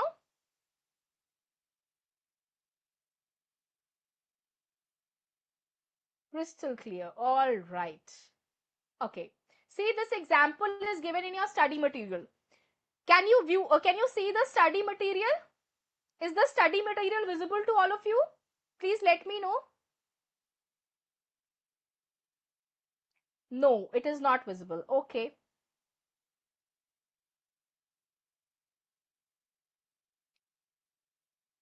See, they have given this. Is it now visible? Okay, they have given this example. Mr. Raman has availed two loans facility, a car loan as well as a housing loan from XYZ Bank Limited. He is regular in depositing the housing loan EMI but has not deposited the last 4 EMIs of the car loan due to paucity of funds, means he could not arrange for funds. Hence, in this case, not only the car loan but also the housing loan would also be treated as NPA. Although he is good, he is going good and there are no irregularities, but still, because the NPA classification is borrower wise and not facility wise, both the loans will be considered as NPA. What? No, ma'am.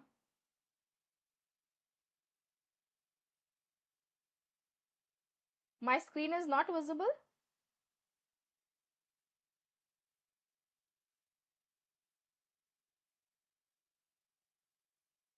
Is my screen visible? Please let me know, dear students, is the screen visible to all of you? Okay. See, did you? Huh. All right. Okay. So all of you have understood this. Okay. Now, coming to this point, just understand this is a little technical, but again, if you understand it properly, it will be easy. Accounts regularized near the balance sheet date. What does this mean? I gave you one example that suppose the account becomes NPA as on 31st March or is about to become NPA, and the manager is worried that what if the auditor come and see that there is an overdue of 5 CR, outstanding balance of 5 CR, oh my god, what will happen? Manager, he calls up that particular party, one particular party has an outstanding balance of say 5 CR, okay, calls up because he knows the condition. Okay, either the outstanding balance is more than the sanction limit or drawing power, or it is with the outstanding balance is within the drawing power and sanction limit, but no credits for 90 days. So he's saying what to do, what to do. Okay, idea. Let me call the borrower and say, deposit something today on the end of March near say 27th, 28th of March, because the auditor will come in April. So he's calling the borrower and saying, borrower, listen to me. You deposit 4 CR or something near 26th March, 27th March. And, as on 31st March, your account will not be out of order. And immediately after that, during the first week of April, maybe 2nd or 3rd April, you again take it back, or I will pay you something in addition to that. You take it from me. Means just to show the account not out of order as on 31st March. He is telling the borrower that deposit something so that the auditor can see there is a credit within 90 days and he will not make your account out of order. Are you understanding the story? Is the story clear to you? Tell me, tell me. Tell me. Is the story clear to you?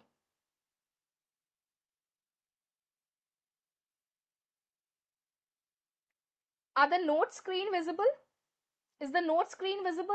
Come on, reply to me in the chat box. Okay. See, accounts being regularized near the balance sheet date means near the balance sheet date, the manager is trying to make NPA a standard asset. Are you understanding? He's trying to make NPA a standard. Regularization means NPA to standard. He's trying to convert. Okay. Now see what happens. There is Mr. Vijay.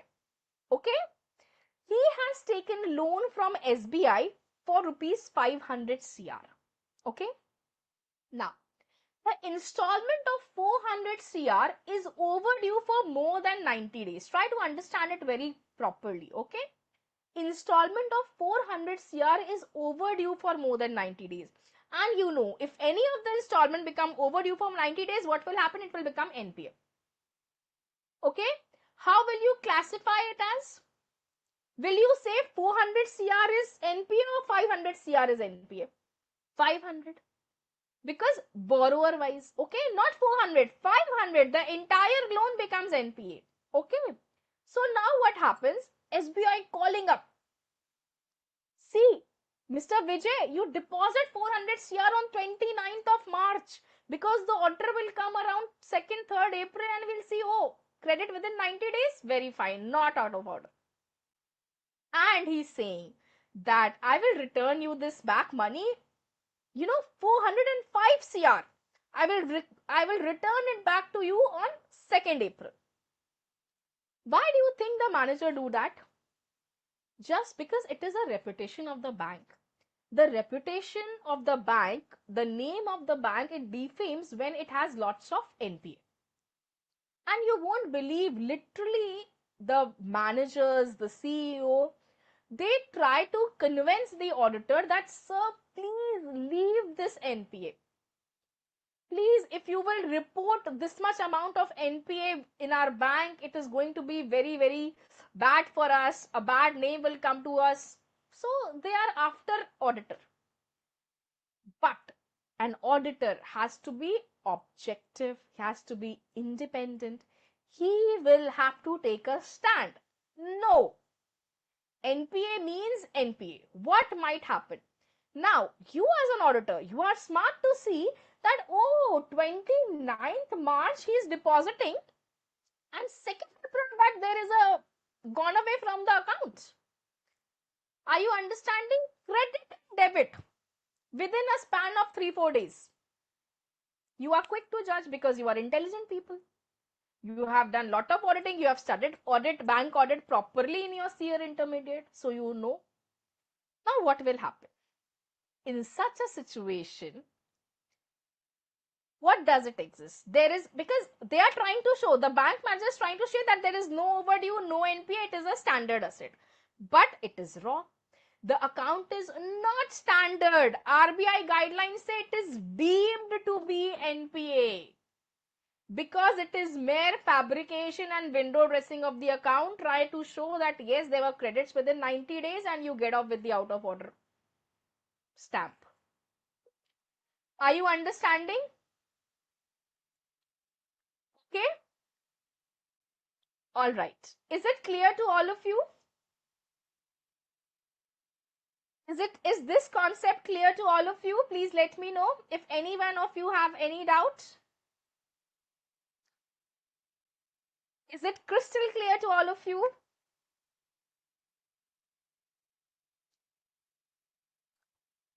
All right, crystal clear. Okay, I will take a pause now. Technical team, students we have among us, Rajiv sir. Archer is saying it's wrong. It's wrong on the part of bank. Yes, it is wrong, but you are going to correct it as an auditor, isn't it? Okay, so students, we have Rajiv sir among us. He wished to address you all and talk to you all. Okay, so I will take a pause. Meanwhile, technical team, can we have Rajiv sir?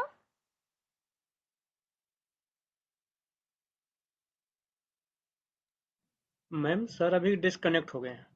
Disconnect हो गए हैं. Okay, हाँ. okay, okay. All right. I'm sorry. I mean, I was engaged and sir came and he went. Okay. So is this situation clear to all of you?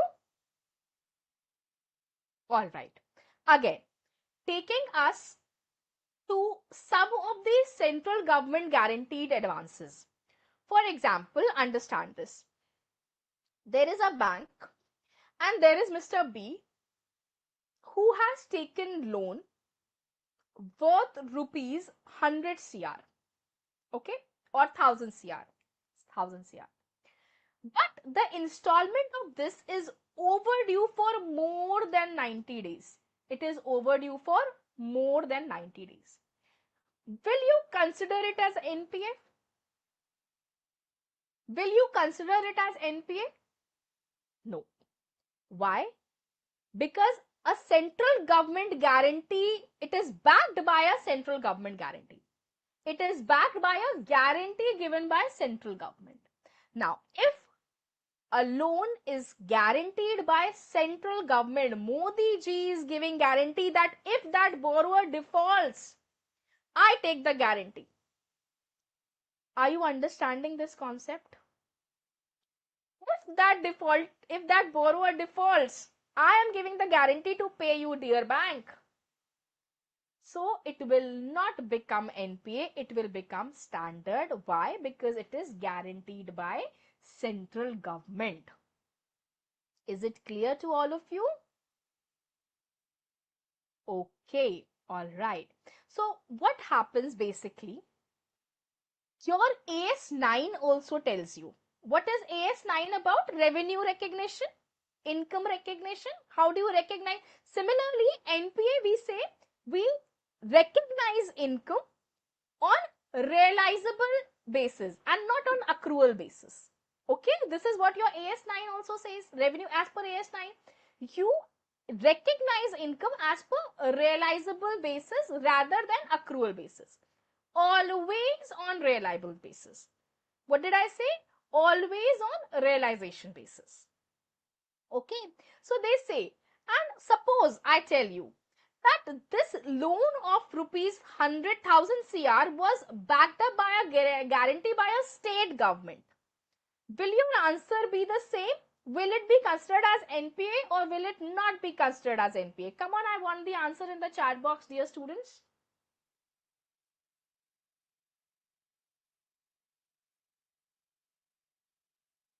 Harsh, what are you trying to say? I'm not able to understand. Achal, my question is, similar to this, I say that here a borrower has taken loan from the bank worth rupees 1000 CR and here central government has given guarantee. So we are saying we will not consider it as NPA even if the installment is overdue for more than 90 days. Okay, this is what we have studied.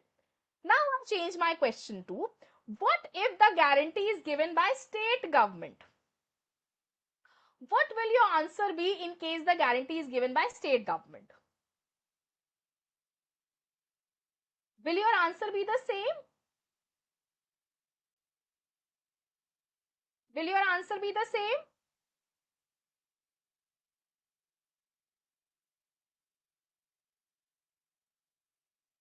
It will be considered as NPA because they say only guarantee by central government, only in case of guarantee by central government will we not consider this as NPA. But if the question is like the guarantee is given by state government, we will recognize it as NPA. We will not consider it as standard asset. Is this concept clear to all of you? Here, another concepts come into play. It is guaranteed by central government and also it is neither invoked nor repudiated. What do you mean by invoke? Invoke means it is not exercised, it is not implemented. Repudiated means where the central government has refused to accept this. Repudiate means refuse, revoke. You refuse to accept this guarantee. So in case the central government has repudiated, then it will be treated as NPA. In case it is invoked, it is exercised, again it will not be, it will be treated as NPA. So it is guaranteed by central government plus two conditions, that it should not be invoked and not repudiated. It would be classified as standard asset and not regarded as NPA. Okay? Is this clear to all of you?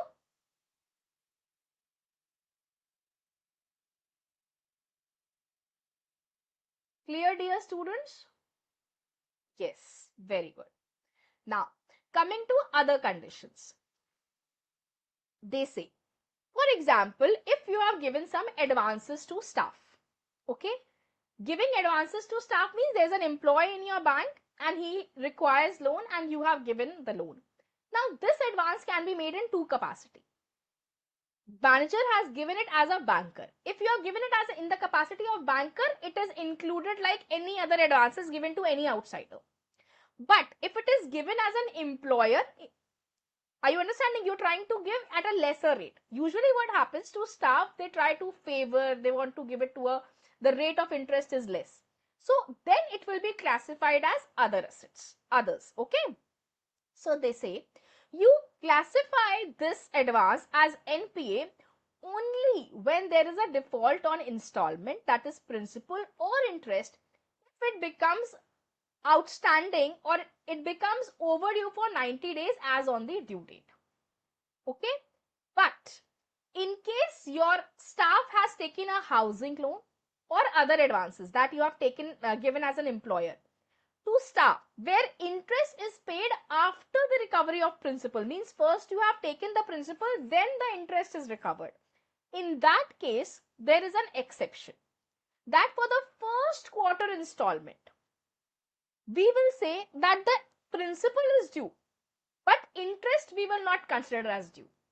Interest is not considered due from first quarter.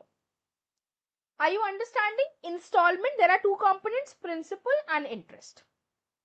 Okay, they say that if you are giving a housing loan or other advances where the rate of interest is less and it is given in the capacity of employer, then you will say that the principal will remain due, but for interest we will not consider it as due.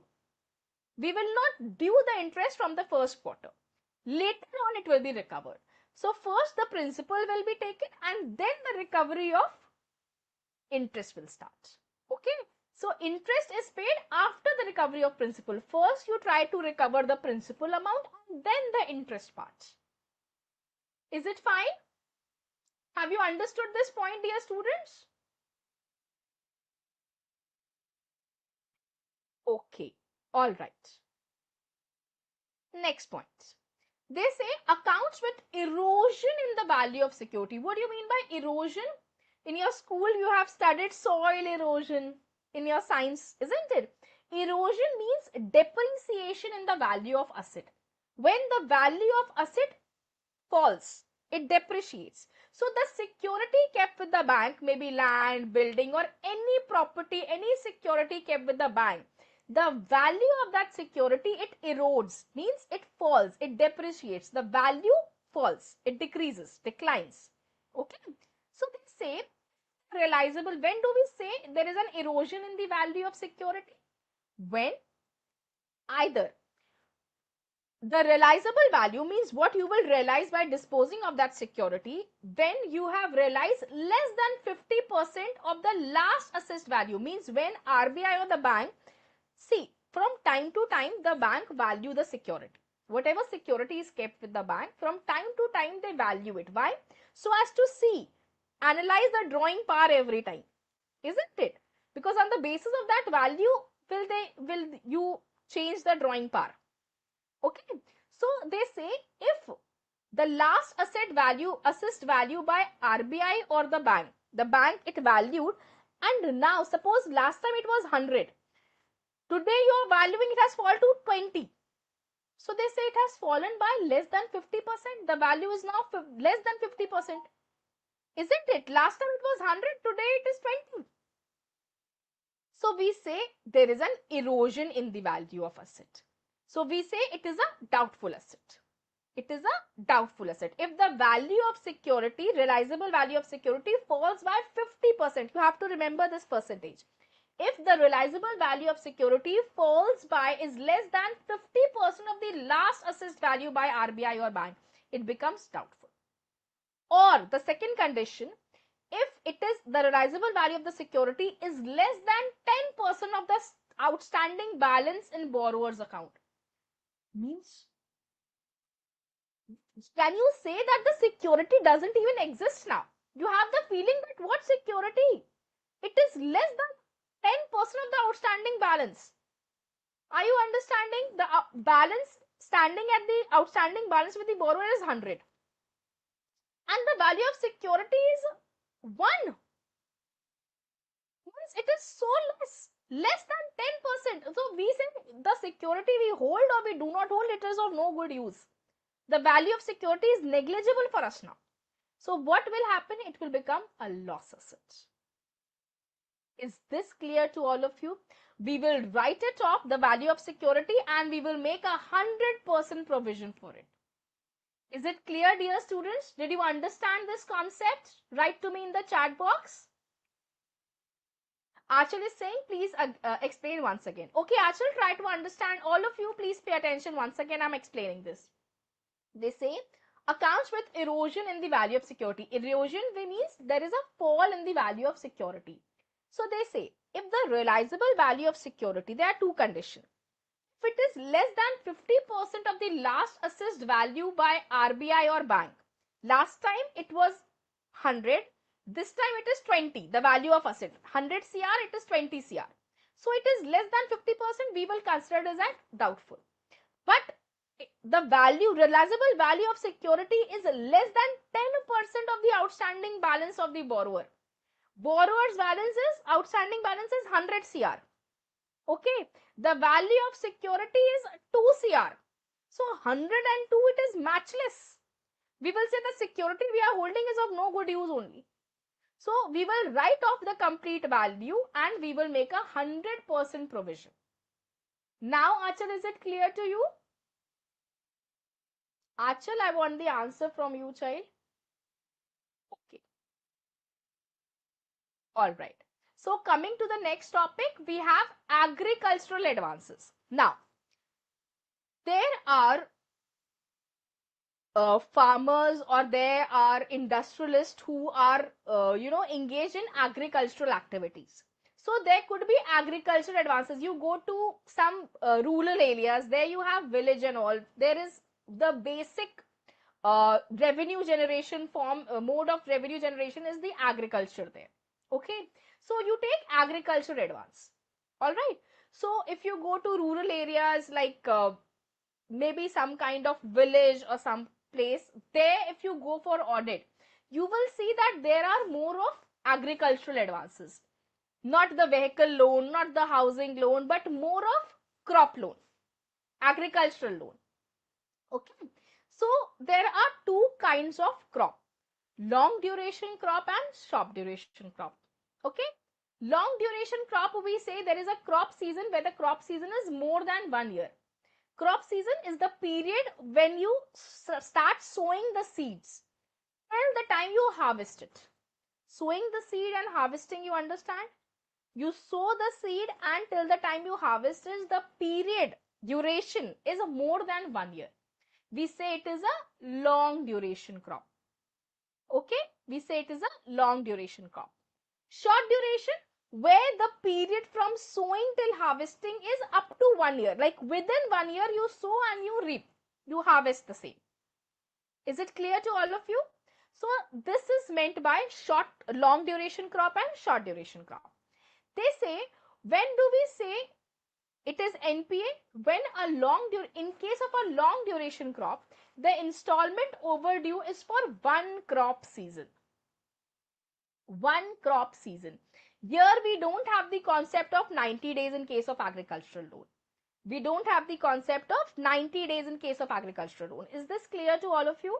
We have crop season concept, that 90 days replaced by crop season.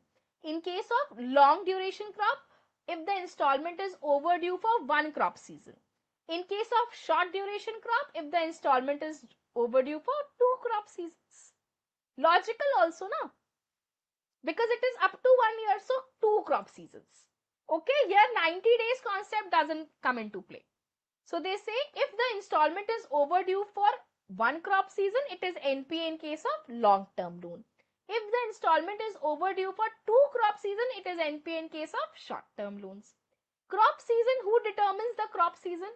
See, every state banker, there's a state level bankers committee. Repeat with me, state level bankers committee. What actually happens? This committee, they decide that what should be the crop season. So when they determine the crop season, only then can they determine for what time the installment is overdue. Is it clear to all of you or not? Is this concept clear? Agricultural loan? Yes, Achal, yes. Is this concept clear to all of you? Others also please reply.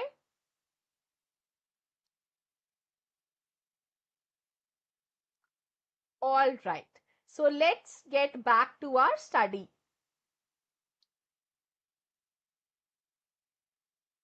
See, are you all able to view the screen? Are you all able to view the screen? All right. Okay. So see, accounts regularized near the balance sheet date. You remember that example? Where Mr. Vijay was asked to give 400 CR and then return 405 CR. So here what happens is, the accounts indicates inherent weakness on the basis of data available. The account should be deemed as NPA. So as an auditor, what you need to check, you should check for sample transaction immediately before the closing of financial year and immediately after the closing of financial year. Why? I told you, 29th March he deposited and 2nd April he took back, isn't it? So immediately before the closing and after the closing, the auditor should be keen to see. Okay. So closing a financial year to get a knowledge of the objective behind the transaction. What was the objective? To serve that criteria of credit within 90 days, isn't it? Okay. So, and behind the transaction, in they have any relation to each other in the borrower accounts, or any some transaction are being reversed during the first few weeks after the closing, it might show an arrangement, a collusion between management and the banker and the borrower. Arrangement to prevent the borrower's account from slipping into NPA. Slipping into NPA from standard to substandard it is becoming. Okay. All right. Then government guaranteed advances, I have told you that if where the guarantee is not revoked or repudiated would be classified as standard but regarded as NPA for income recognition. The situation would be different in case it is guaranteed by the state government. Okay. But remember one thing. Advance is to be considered as NPA if it remains overdue for 90 days for both provisioning and income recognition. They say if it is overdue for 90 days. For income recognition, what do you mean by income recognition? Means you will recognize the income only when that amount is realized. So for realization purpose, for income recognition, it will be treated as NPA. Are you understanding the difference? For provisioning also, it will be treated as NPA if it is overdue for 90 days. Okay? All right. Then come advances under consortium. Consortium is more than one bank giving the loan. Please understand this concept. This is a very, very important concept. Do I have attention of all of you? 100% attendance, attention, please write to me in the chat box. It is very, very important for you. Please understand. Tell me that you are with me. Okay. Consortium advance. What happens is, suppose there are three banks, SBI, Canara, PNB. Okay. I want a loan of say 100 CR. But SBI says I can only give you 80 CR, 10 CR Canara Bank will give, 10 CR PNB will give, and three of us combined together, I told you consortium, together coming up.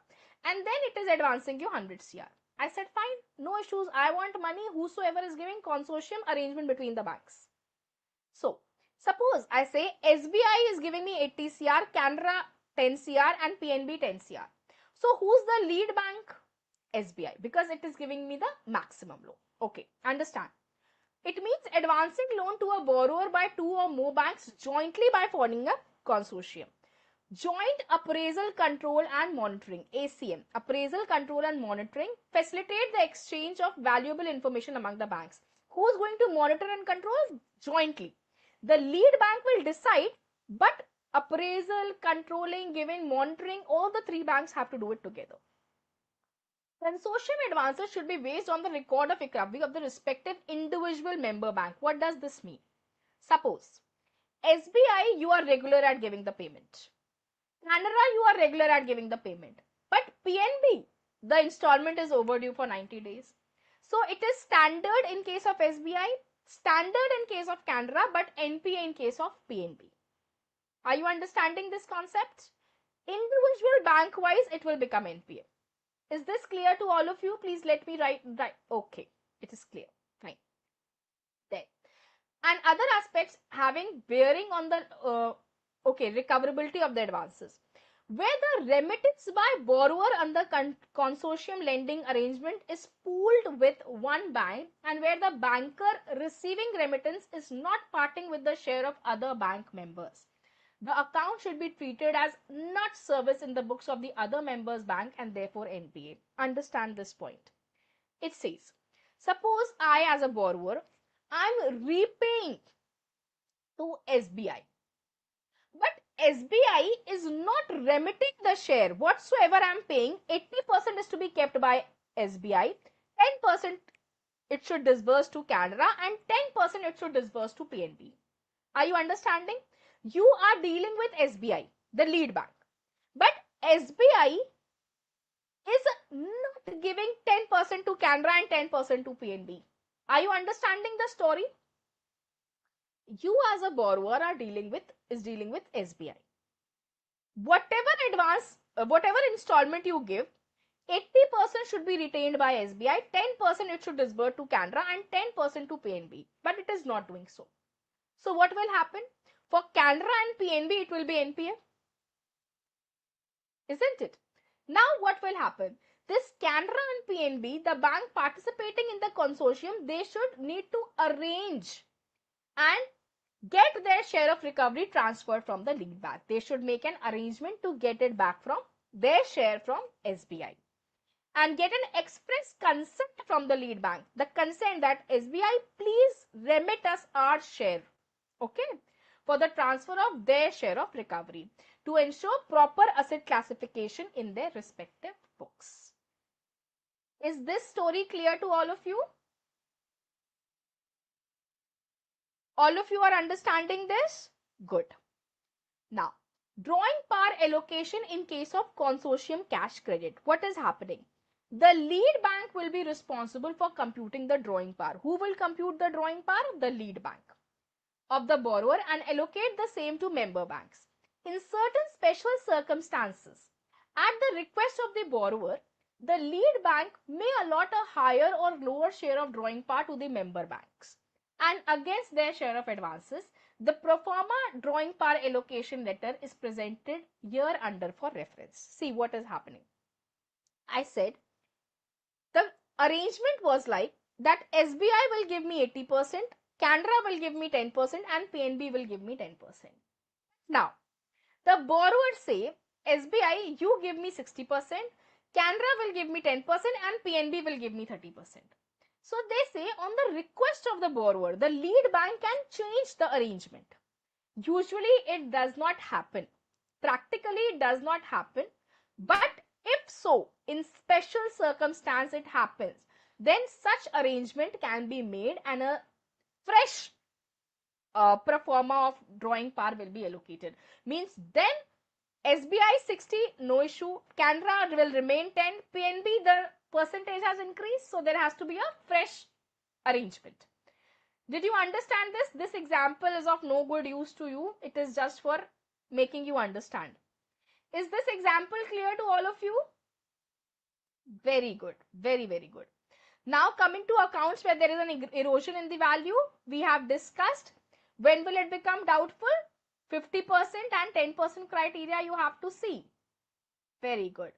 Then very important, advances against term loan, NSC, KVP and IVPs. What are NSCs? National Saving Certificates, Indra Vikas Patra IVC, and KVC are Kisan Vikas Patra.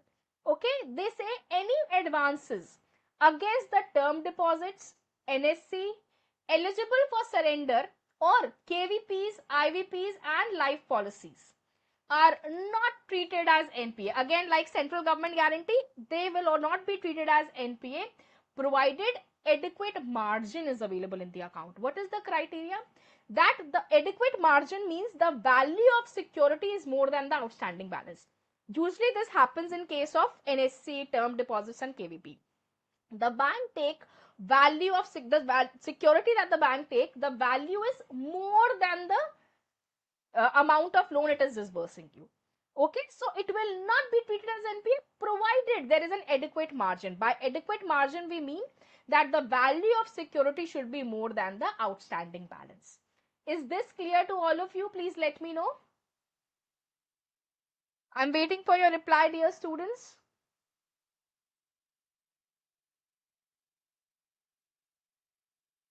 Is this point clear to all of you? Okay, very good.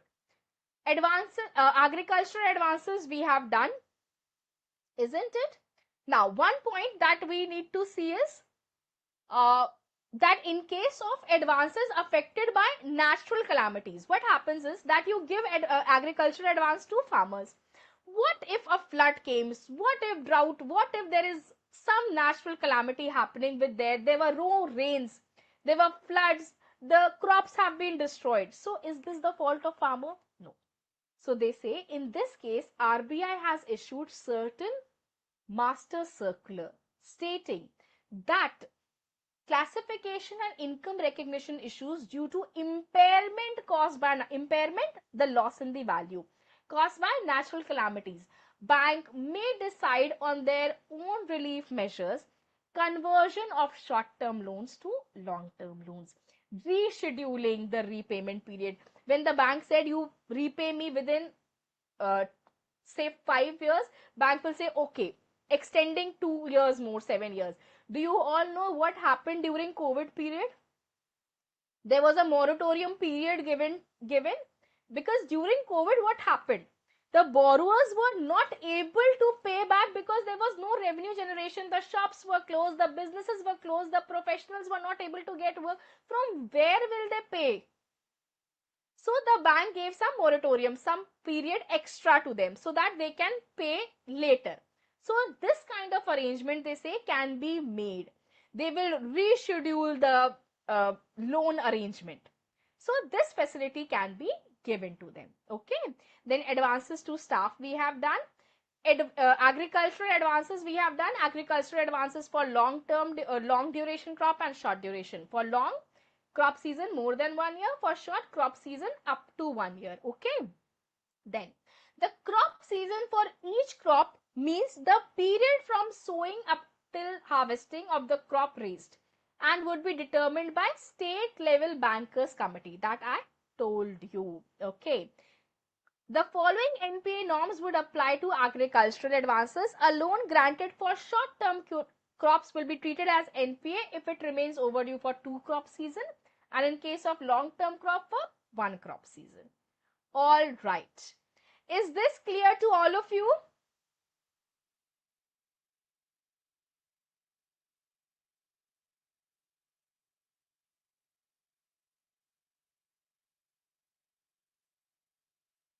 Okay.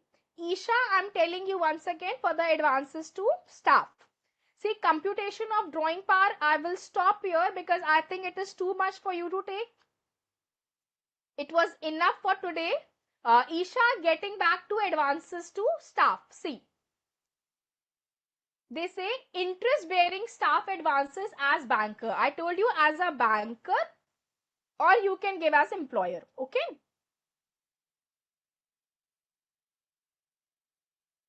Mehak, just a minute. Let me just clear Isha's doubt. Okay, Mehak, I will get back to you. Okay. They are saying interest bearing advances as banker should be included as part of advances portfolio of the bank. And in case of housing or other kind of advances, it will be treated differently. Okay. Isha, understand from this beta.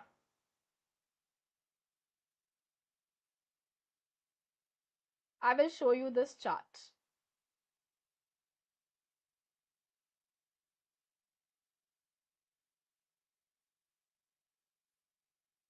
Isha, are you here? Advance to staff, you give as 2 capacities. As a banker, that are treated as normal advance. As an employee, it is treated as other assets.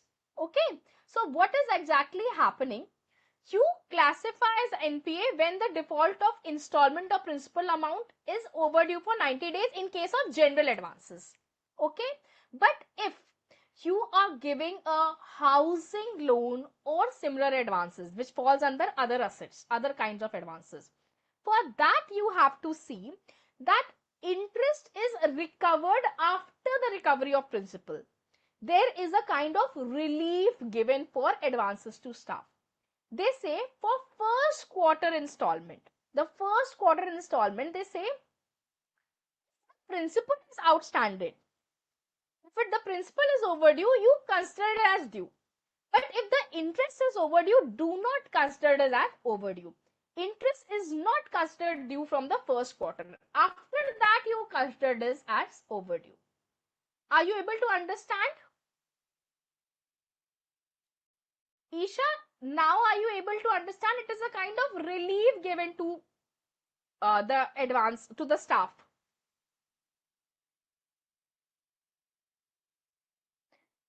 The interest portion you will not consider as overdue.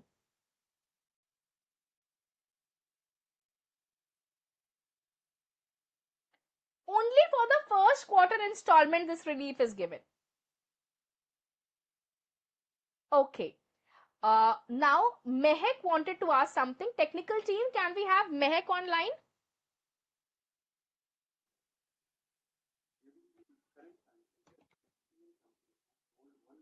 Yes, ma'am.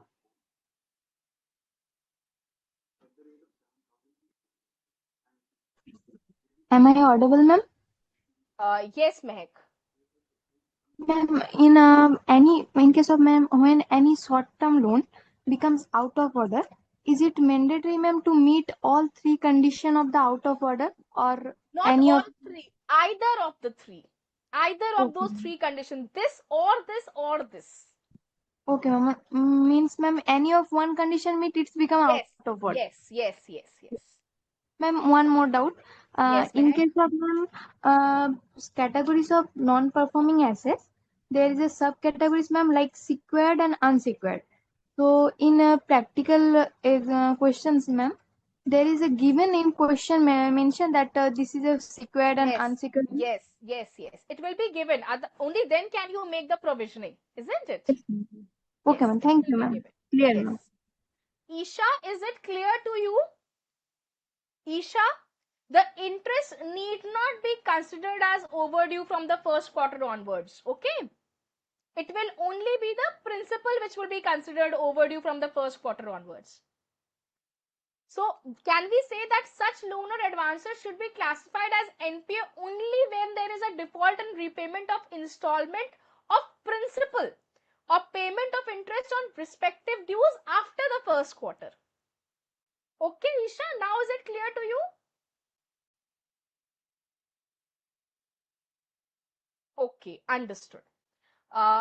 See, I had more to cover, but I think uh, it is just enough for you to take for today, because we have done lots of technical aspects, isn't it? So I will stop here today so that you can get back and revise. There was a lot of content, practical and technical content covered today.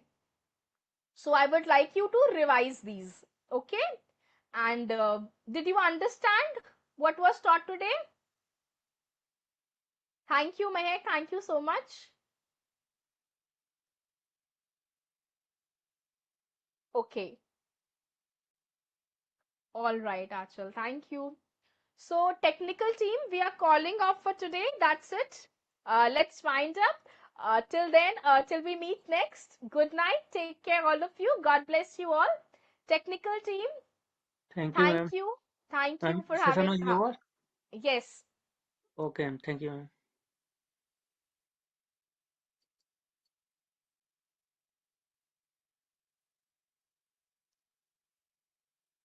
Recording stopped.